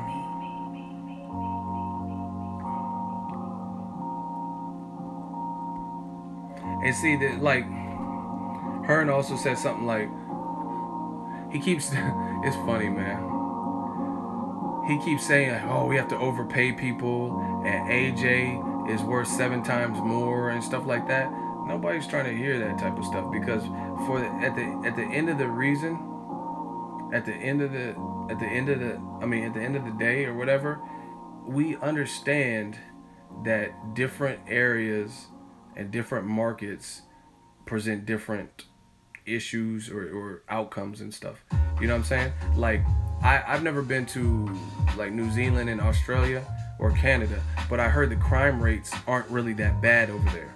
But you come to Chicago, come out to the Bay, come out to like certain places in Ohio, like Cincinnati and shit, Baltimore, the crime rate is fucking insane.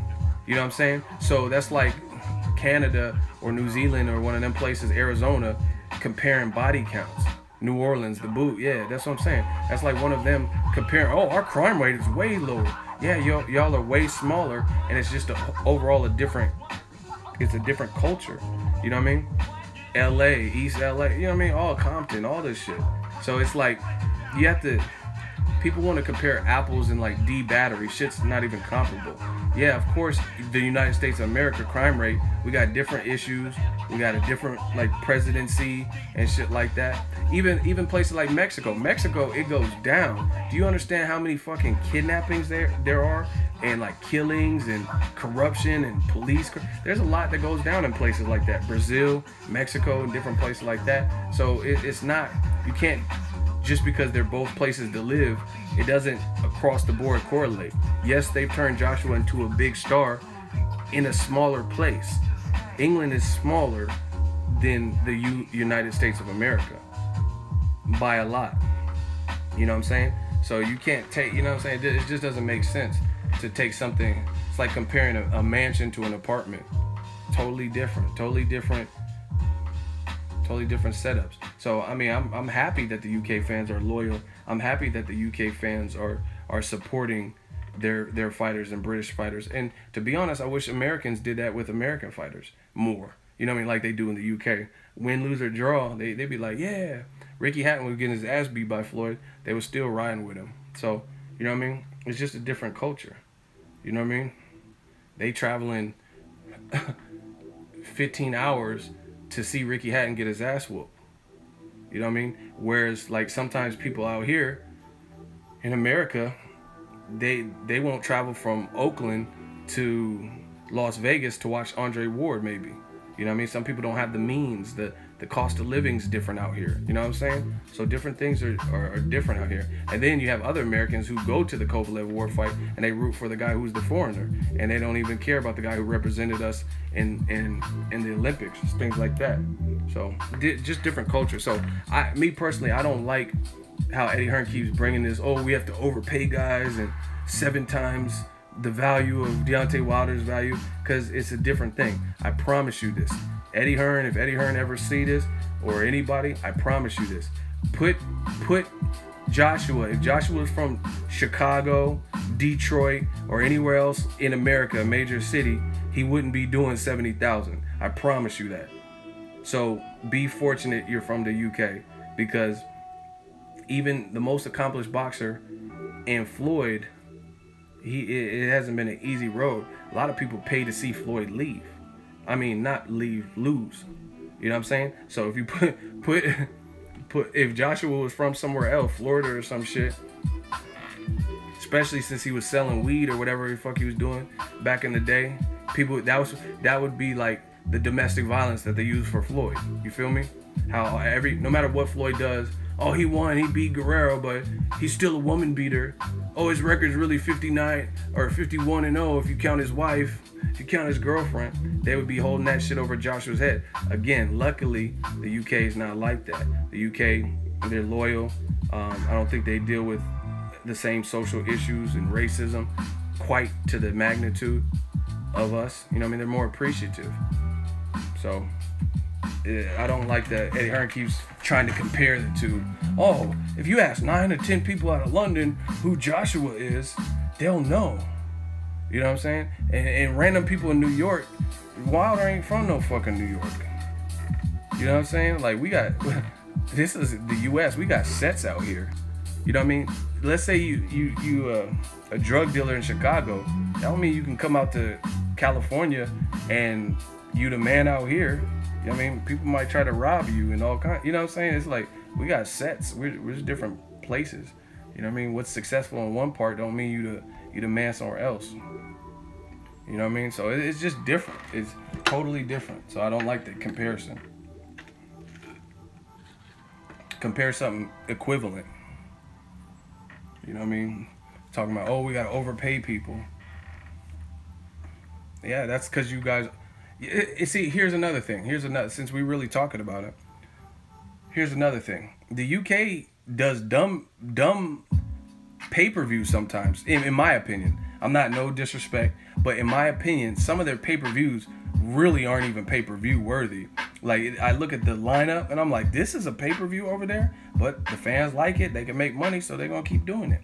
Man, fans don't even want to pay for good fights like Ward Kovalev.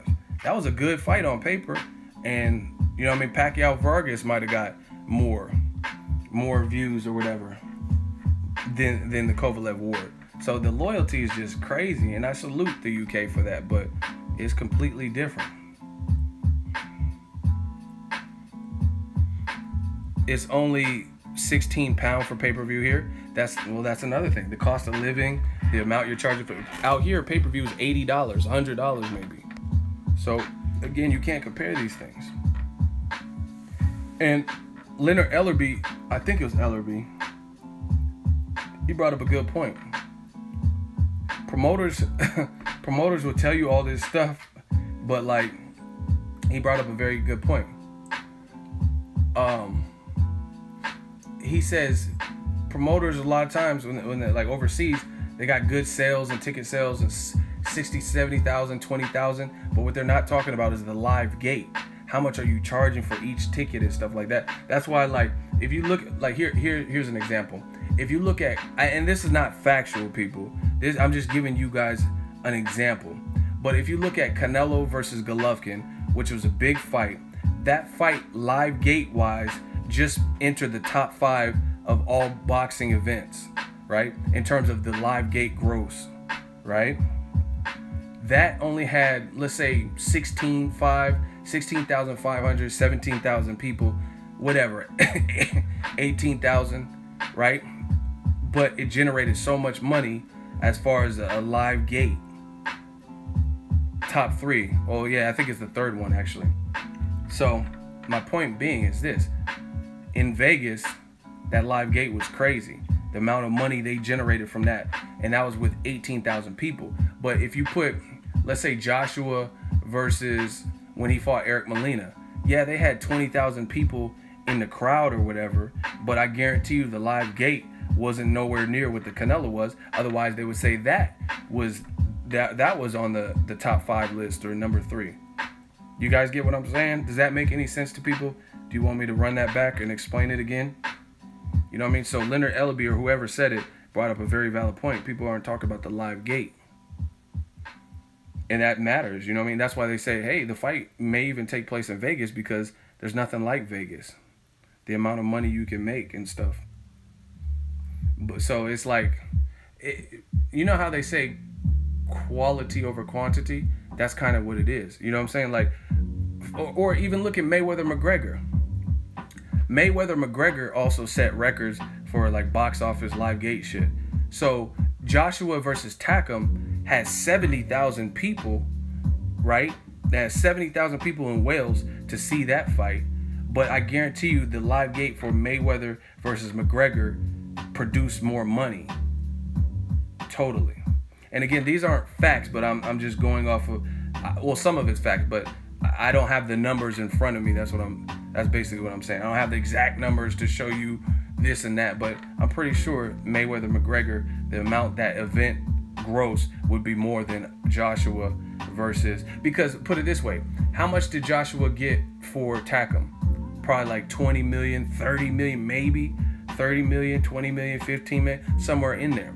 Floyd probably got at least 100 million, maybe even 300 million or something stupid. So that, I mean, that goes to show you. So it's cool with Eddie Hearn, like, you know what I mean, in the UK, able to produce in the 60, 70,000 people. Wow. Someone says Joshua Takam, the most expensive ticket was $1,500. That's my point. $1,500 for the most expensive great seats. You know what I mean?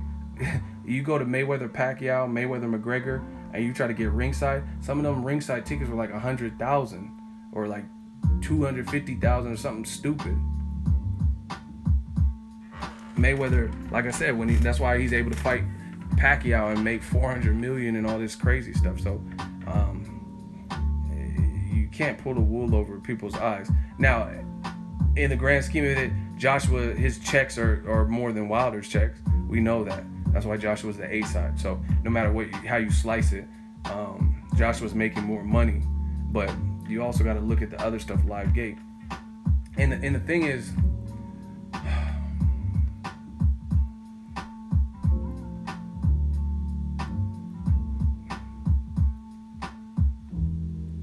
hold on. Someone said I'm a Nazi. Yo, I need my moderators to help police this shit.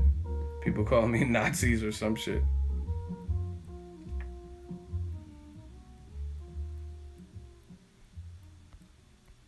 Anyway, if y'all see him calling me Nazis and stupid shit, then please block on one of my moderators.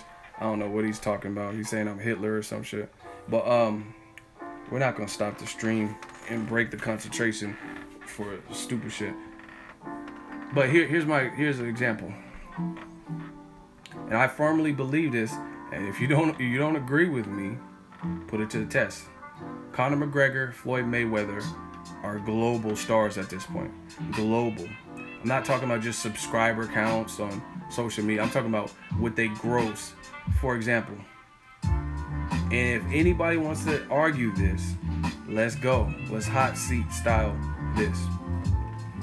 If Floyd Mayweather fought Ricky Hatton at Wembley, do you think it would have been done crazy numbers? Yes or no? Just put yes or no. When Floyd fought Ricky Hatton, if he traveled to the UK, do you think it would have done crazy numbers? Yep.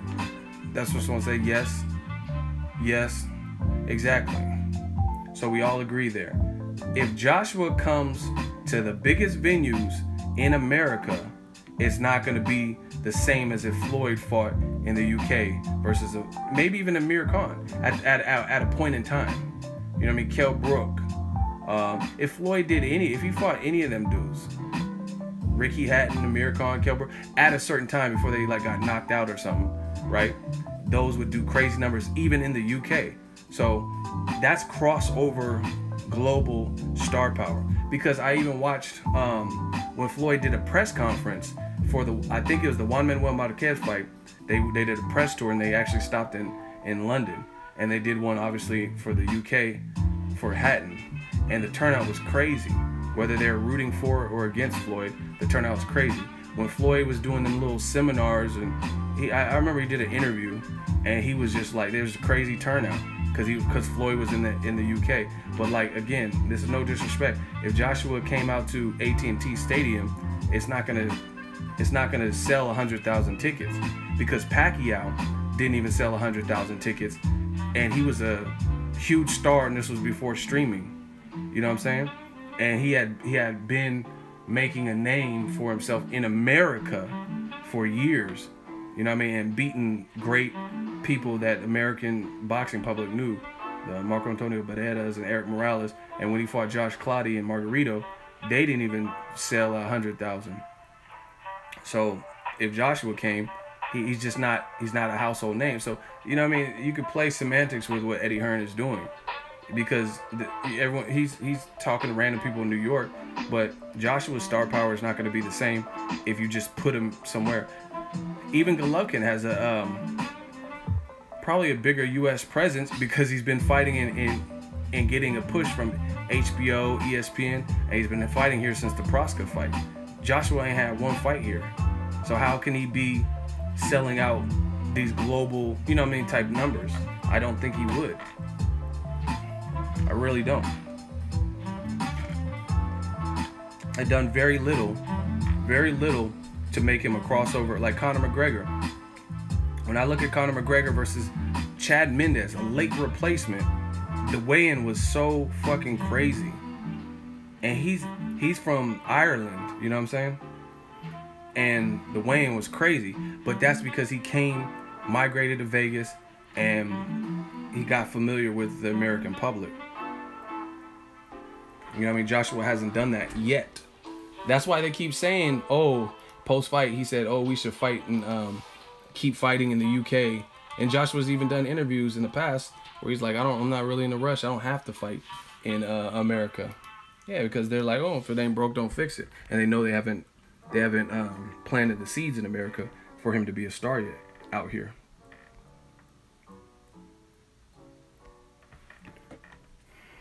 You sound stupid.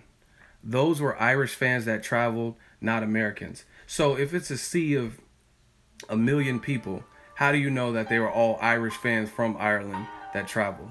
You don't know that. If you just see a large group of people, just because someone has an Irish flag, there's a lot of Irish people that live in Boston, New York.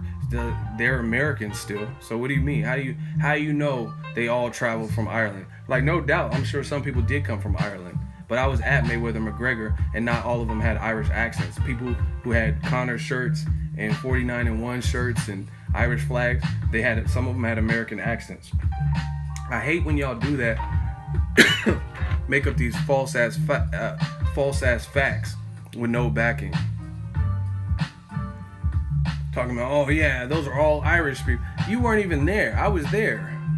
I was on ground zero. You weren't even there. Talking about, y'all just make shit up. Y'all just make up facts that aren't even facts, and then have the nerve to put facts in the comment section. Those are all people who travel from Ireland. Facts. Okay, where's your information? Where's it coming from? Cite your sources. How you fuck if it's a sea of people and you just know they all travel from Ireland? Fuck out of here.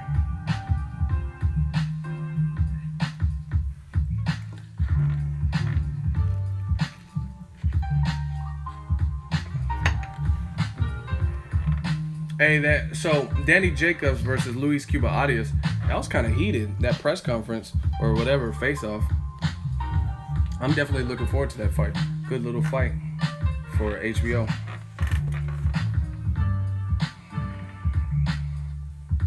No, I didn't see the WBC rankings. What about them?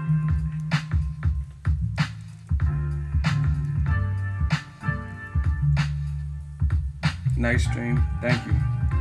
Yeah, man, we just talking some boxing. But yeah, Luis Cuba Arias sounds very confident. Hey, listen to, like, I got a question for you guys. Like I said, I don't claim to know everything, but is the way Luis Cuba Arias, the whole camp and the whole build-up for this fight, the way him and his team have been talking, everyone's making it sound like his power is just crazy. Like John David Jackson says, if Jacob slugs it out, it's gonna be a short night. Do y'all think, are y'all picking Luis to knock out Danny Jacobs? Y'all think he's gonna knock him out? I gotta see, man. I don't know. I gotta see that. Like I said, I never said he had no power, but y'all crazy. I don't know. And see, this is the thing, is like strong punchers, that shit gets nullified a bit as you step up in competition. So what's strong for his 19 fights or whatever, that level of competition, is it strong enough to knock out someone who's a veteran, who's been there? I gotta see that, man. Like I really gotta see that. And I don't know, it's boxing, anything can happen. But my thing is like this, and I don't do triangle theories and shit like that. Cuba has more power than Danny Jacobs? I haven't seen that. I haven't seen that at all. But anyway, my thing is like this.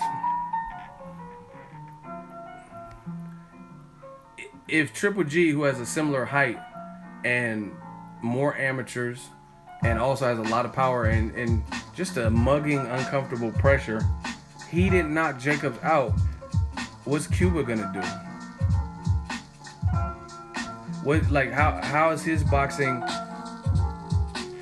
I guess superior to Triple G's, where Triple G's offense was negated and he had to like jab a lot? But Luis Cuba Arias, Cuba is more aggressive than Golovkin? I don't know, man. Like I have to see this. Because Golovkin was mad aggressive to me. So I don't see how he's more aggressive than Golovkin. And I haven't, even if you look at their resume, even though I don't think Golovkin, at points of his career, I don't think he had the best names on his resume, but you can't doubt the man's power. You know what I'm saying? I heard he stopped, like, you know what I mean, hurt Kovalev and Gassiev Murat or whatever his name is, who's like a cruiserweight, shit like that. So I don't think he has more power than Golovkin. I'm sorry.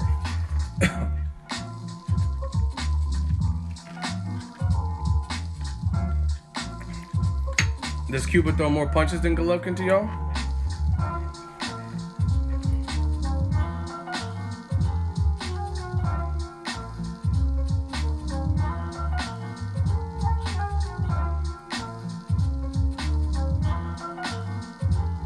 Listen, it's boxing. For me, I'm just being honest. Cuba Arias is a good dude. Talked to him before, interviewed him before, but I gotta lean towards Jacobs. Like, I just haven't seen just the step. You know what else I noticed too? recently, everybody who's talked like Greasy has lost. Erickson Lubin was talking crazy to Charlo, calling him paper champ, and he ain't beat no one, and then he got knocked out in the first round. Bermain Stavern was like, I'll kill you, and walk away with a smile, things like that. Then he got beat up. Michael Bisping was talking to George St. Pierre, and he lost. Joanna was talking crazy to that Rose chick. She lost. Cody Garbrandt was talking about knocking out T.J. Dillashaw, and then Dillashaw beat him. He lost. So, like I said, let's see if Cuba can break that trend that we've seen recently. And someone said I need to do more research on Cuba. Listen, I followed his career even when he was with TMT. But Jacobs looks in shape, and like for me, Peter, like, so listen. Make sure y'all hit the like button. Y'all kind of stopped with the likes. It's just been stuck on there. Hit the like button if you're enjoying the stream. Listen to me. I feel like Triple G and Peter Quillin. Do you think Luis Cuba Arias hits harder than both of them? Like, honestly, do y'all really think that? Y'all think Luis Cuba Arias hits harder than Peter Quillin and Triple G? No. I really don't. Like I said, I don't remember seeing that. Because power, you can usually tell.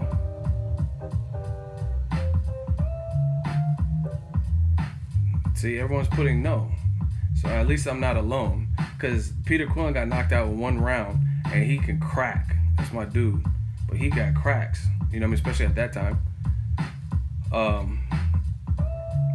Triple G's hitting hard. So everyone keeps banking on this paper chin and all this suspect chin. Like I said, I gotta see this. I gotta see what he's coming with. But I like it. I like what I'm hearing from Cuba Arias. He sounds confident. But like Peter Quillin, even I have seen him against Winky Wright. Even though Winky Wright was off a hiatus, it's still Winky. Hassan Ndam, he knocked him down 6 times, and he fought Rosado. I just haven't seen Cuba Arias in there with nobody like those guys. So it might be a culture shock when you get in there with someone who's crafty. And see, this is the thing, is Jacobs is hitting hard, and he can box, and he can move.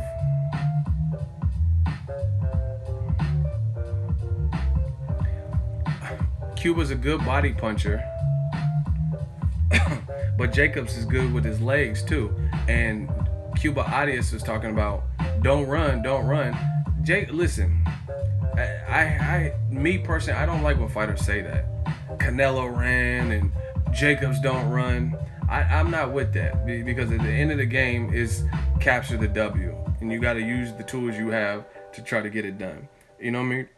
If you're an immense puncher, ain't nobody tell you what to do and how to fight. Nobody tells you to, if you hitting a 10 on the power scale and your punches are a 10, right?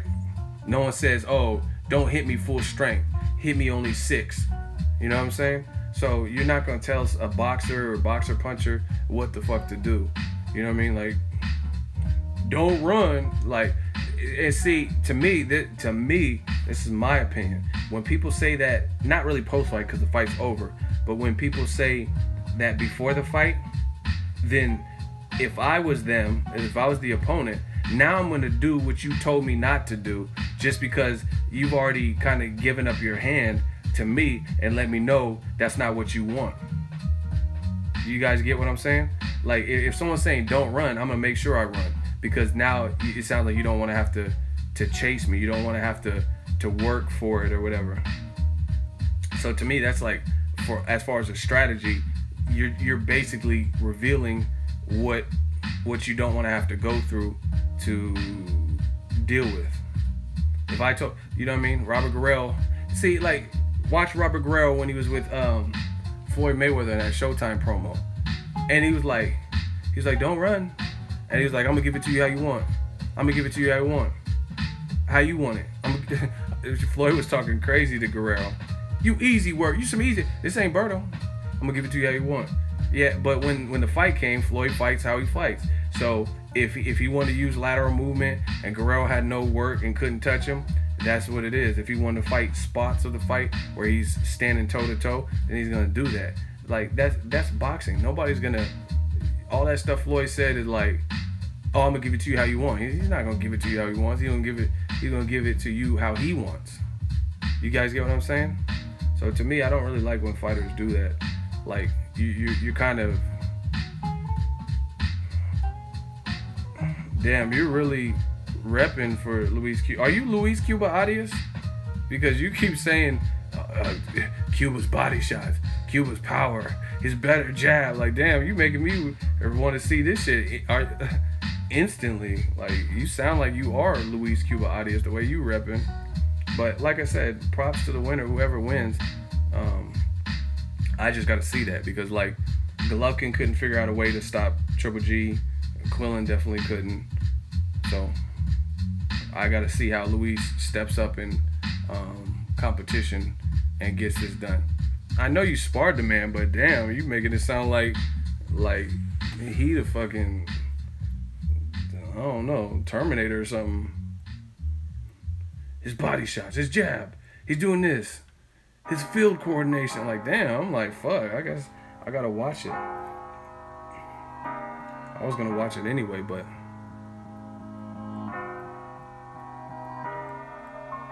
hey, you tripping now. I can't, like I said, that has to be proven. You said Luis Cuba Arias is nastier than Triple G.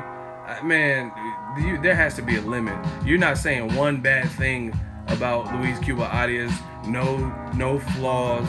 You're saying he's better than Triple G, and Triple G's done more in the sport, proven more fights, more Emmys.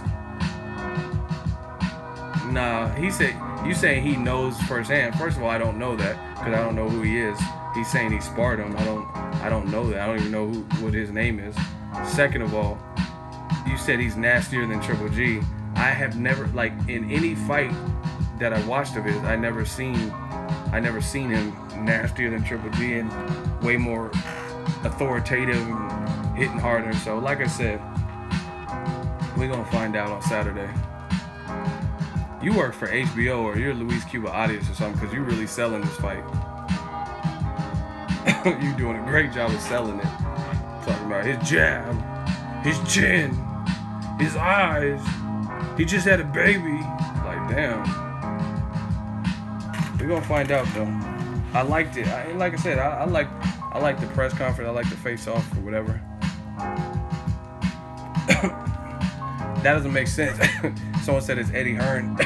Eddie Hearn's managing Jacobs, so that doesn't make sense to be bragging about Luis Cuba Arias when you just signed Jacobs.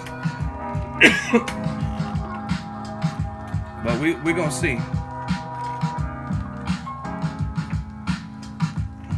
Because I honestly, like, everybody has their moment to step up. So we're gonna see. As of right now, from what I've seen, to be honest, I don't know if I would pick Luis Cuba over Charlo, Lemieux.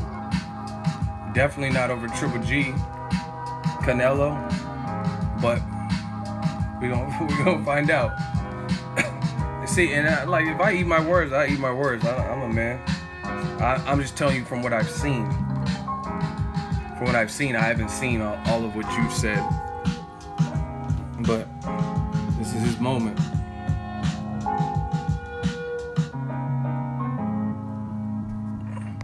Yeah, no one said he's scared to let his hands go. But, no, letting your hands go, that opens you up too. You know what I mean? Jacobs isn't really afraid to let his hands go either. Golovkin was supposed to be the boogeyman. He was letting off some combos and using his legs. I don't know. I feel like Jacobs has more variety from what I've seen. More variety. Uses legs, faster, more athletic. Also has amateur background. Sounds like John David Jackson and Cuba Arias are banking on the fact that Jacobs is chinny and stuff like that. But we're gonna find out. We'll find out very shortly. Should be a good fight. But shout out to Rick Lopez. He's helping sell the fight because now I really want to see it. just to see what comes off. Angel Santos. We just talking about Jacobs Arias. Good fight, intense face-off. Both guys don't seem to like each other. I don't think he sparred with Triple G. Arias is similar to Toriano Johnson.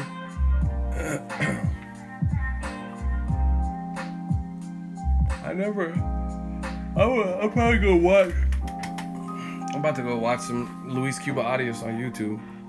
Because I never even really thought of him as Toriano Johnson type style at all. Y'all pick Cuba Arias to beat Charlo? Jermall? Charlo versus Arias.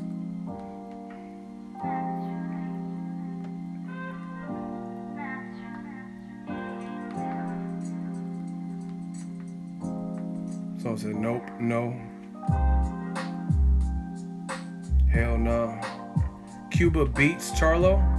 See, you saying he beats everybody. Hey, we damn near need to have a bet. You saying he's beating Triple G and Charlo? I gotta see this. You say he beats Jacob? I gotta see all this. Oh shit, my neck's sore. I gotta see that. You work for HBO or something.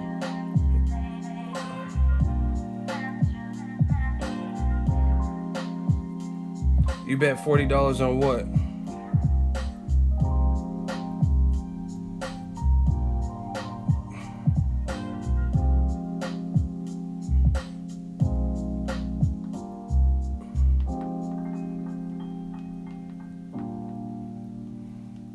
He said he's nastier than Triple G. He'll beat Charlo. Wow. Shit, I'm not really worried about Jacobs, Billy Joe Saunders, because Jacobs has to get past Cuba Arias, but Saunders has to get past Lemieux, so they gotta get past those types of fights first.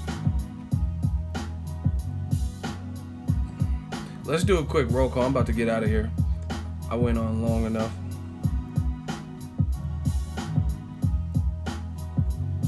Oh, are we betting? Y'all want me to bet? Should I take the $40 bet? What are we betting? Jacobs versus Arias?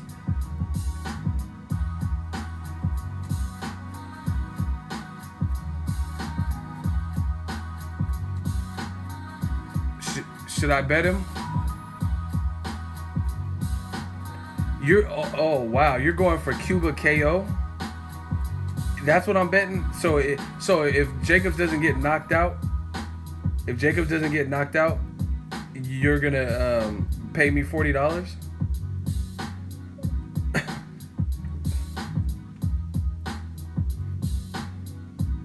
Wow. Should I take the bet? That sounds like okay. But see, this is why I don't like doing this, because I don't know y'all. You know what I'm saying? And it's a waste of my time to like, and see, this is the thing, is like, it's a waste of my time to, if I win, then I gotta pay you. But if you win, you weren't gonna pay me. You guys get what I'm saying? Because that's not right. You know what I'm saying? That's not fair. You know what I mean? Where like, if you win, I'll pay. I don't give a fuck about $40. Like, yeah, but how can I use Venmo? We don't have like an escrow account or some shit. You know what I mean? But that's how it would have to happen. But that I don't like suspect shit. Like, it's not even about $40. I don't care about the $40 like that. But I don't like the fact that if I win, then I mean, if I lose, I'll definitely pay. You know what I'm saying? I have no problem paying. But since it's a stranger online, if they're wrong, they might just never come back to my channel, you know, or come back with a different username or some shit. So that's kind of like a one-way bet. Yeah, I'm not doing it, because I don't like that. I don't like one-way streets like that. Someone said I'll pay him for you, Ego. Wow. No, the donation, that's easy to pay me $40 if I'm right. But the thing is, if I lose, I'll definitely pay.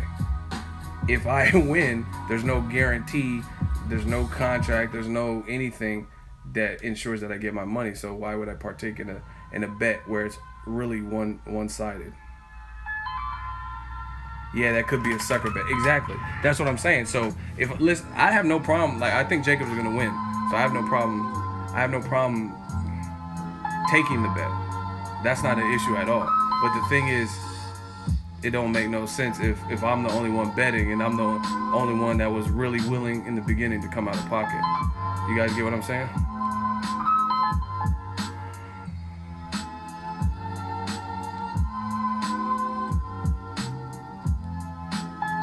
Yeah, if it's up front, then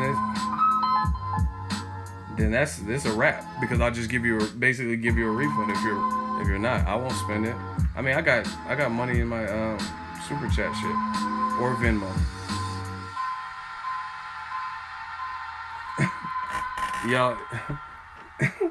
y'all funny. See, someone said, they saying it's a sour deal. That's what I'm saying. Like, we gonna figure this out, how we can make this work, Ego Fight Club style. We gonna get the Fight Club cracking, but it just has to be like Floyd said with Pacquiao. It just got to be on an even playing field. I need to be on that even playing field, because if I lose, I'm not a poor sport like that. If I lose, then I lose. I'm like, oh fuck, Luis Cuba Arias knocked him out. Boom.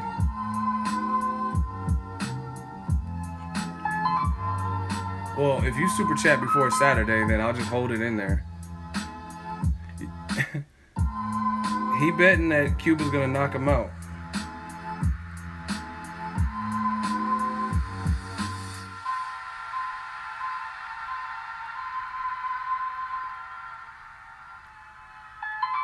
Artemis, we gonna get this Ego Fight Club cracking now.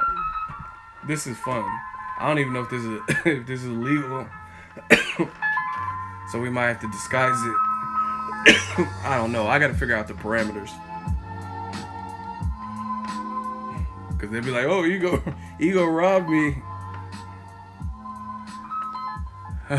That's funny.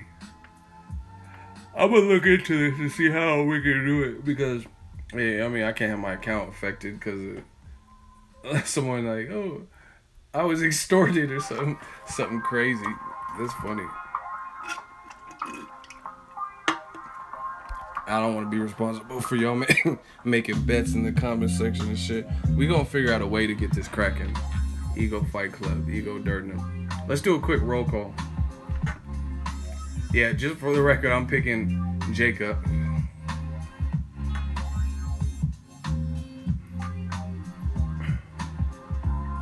Oh, I know his name.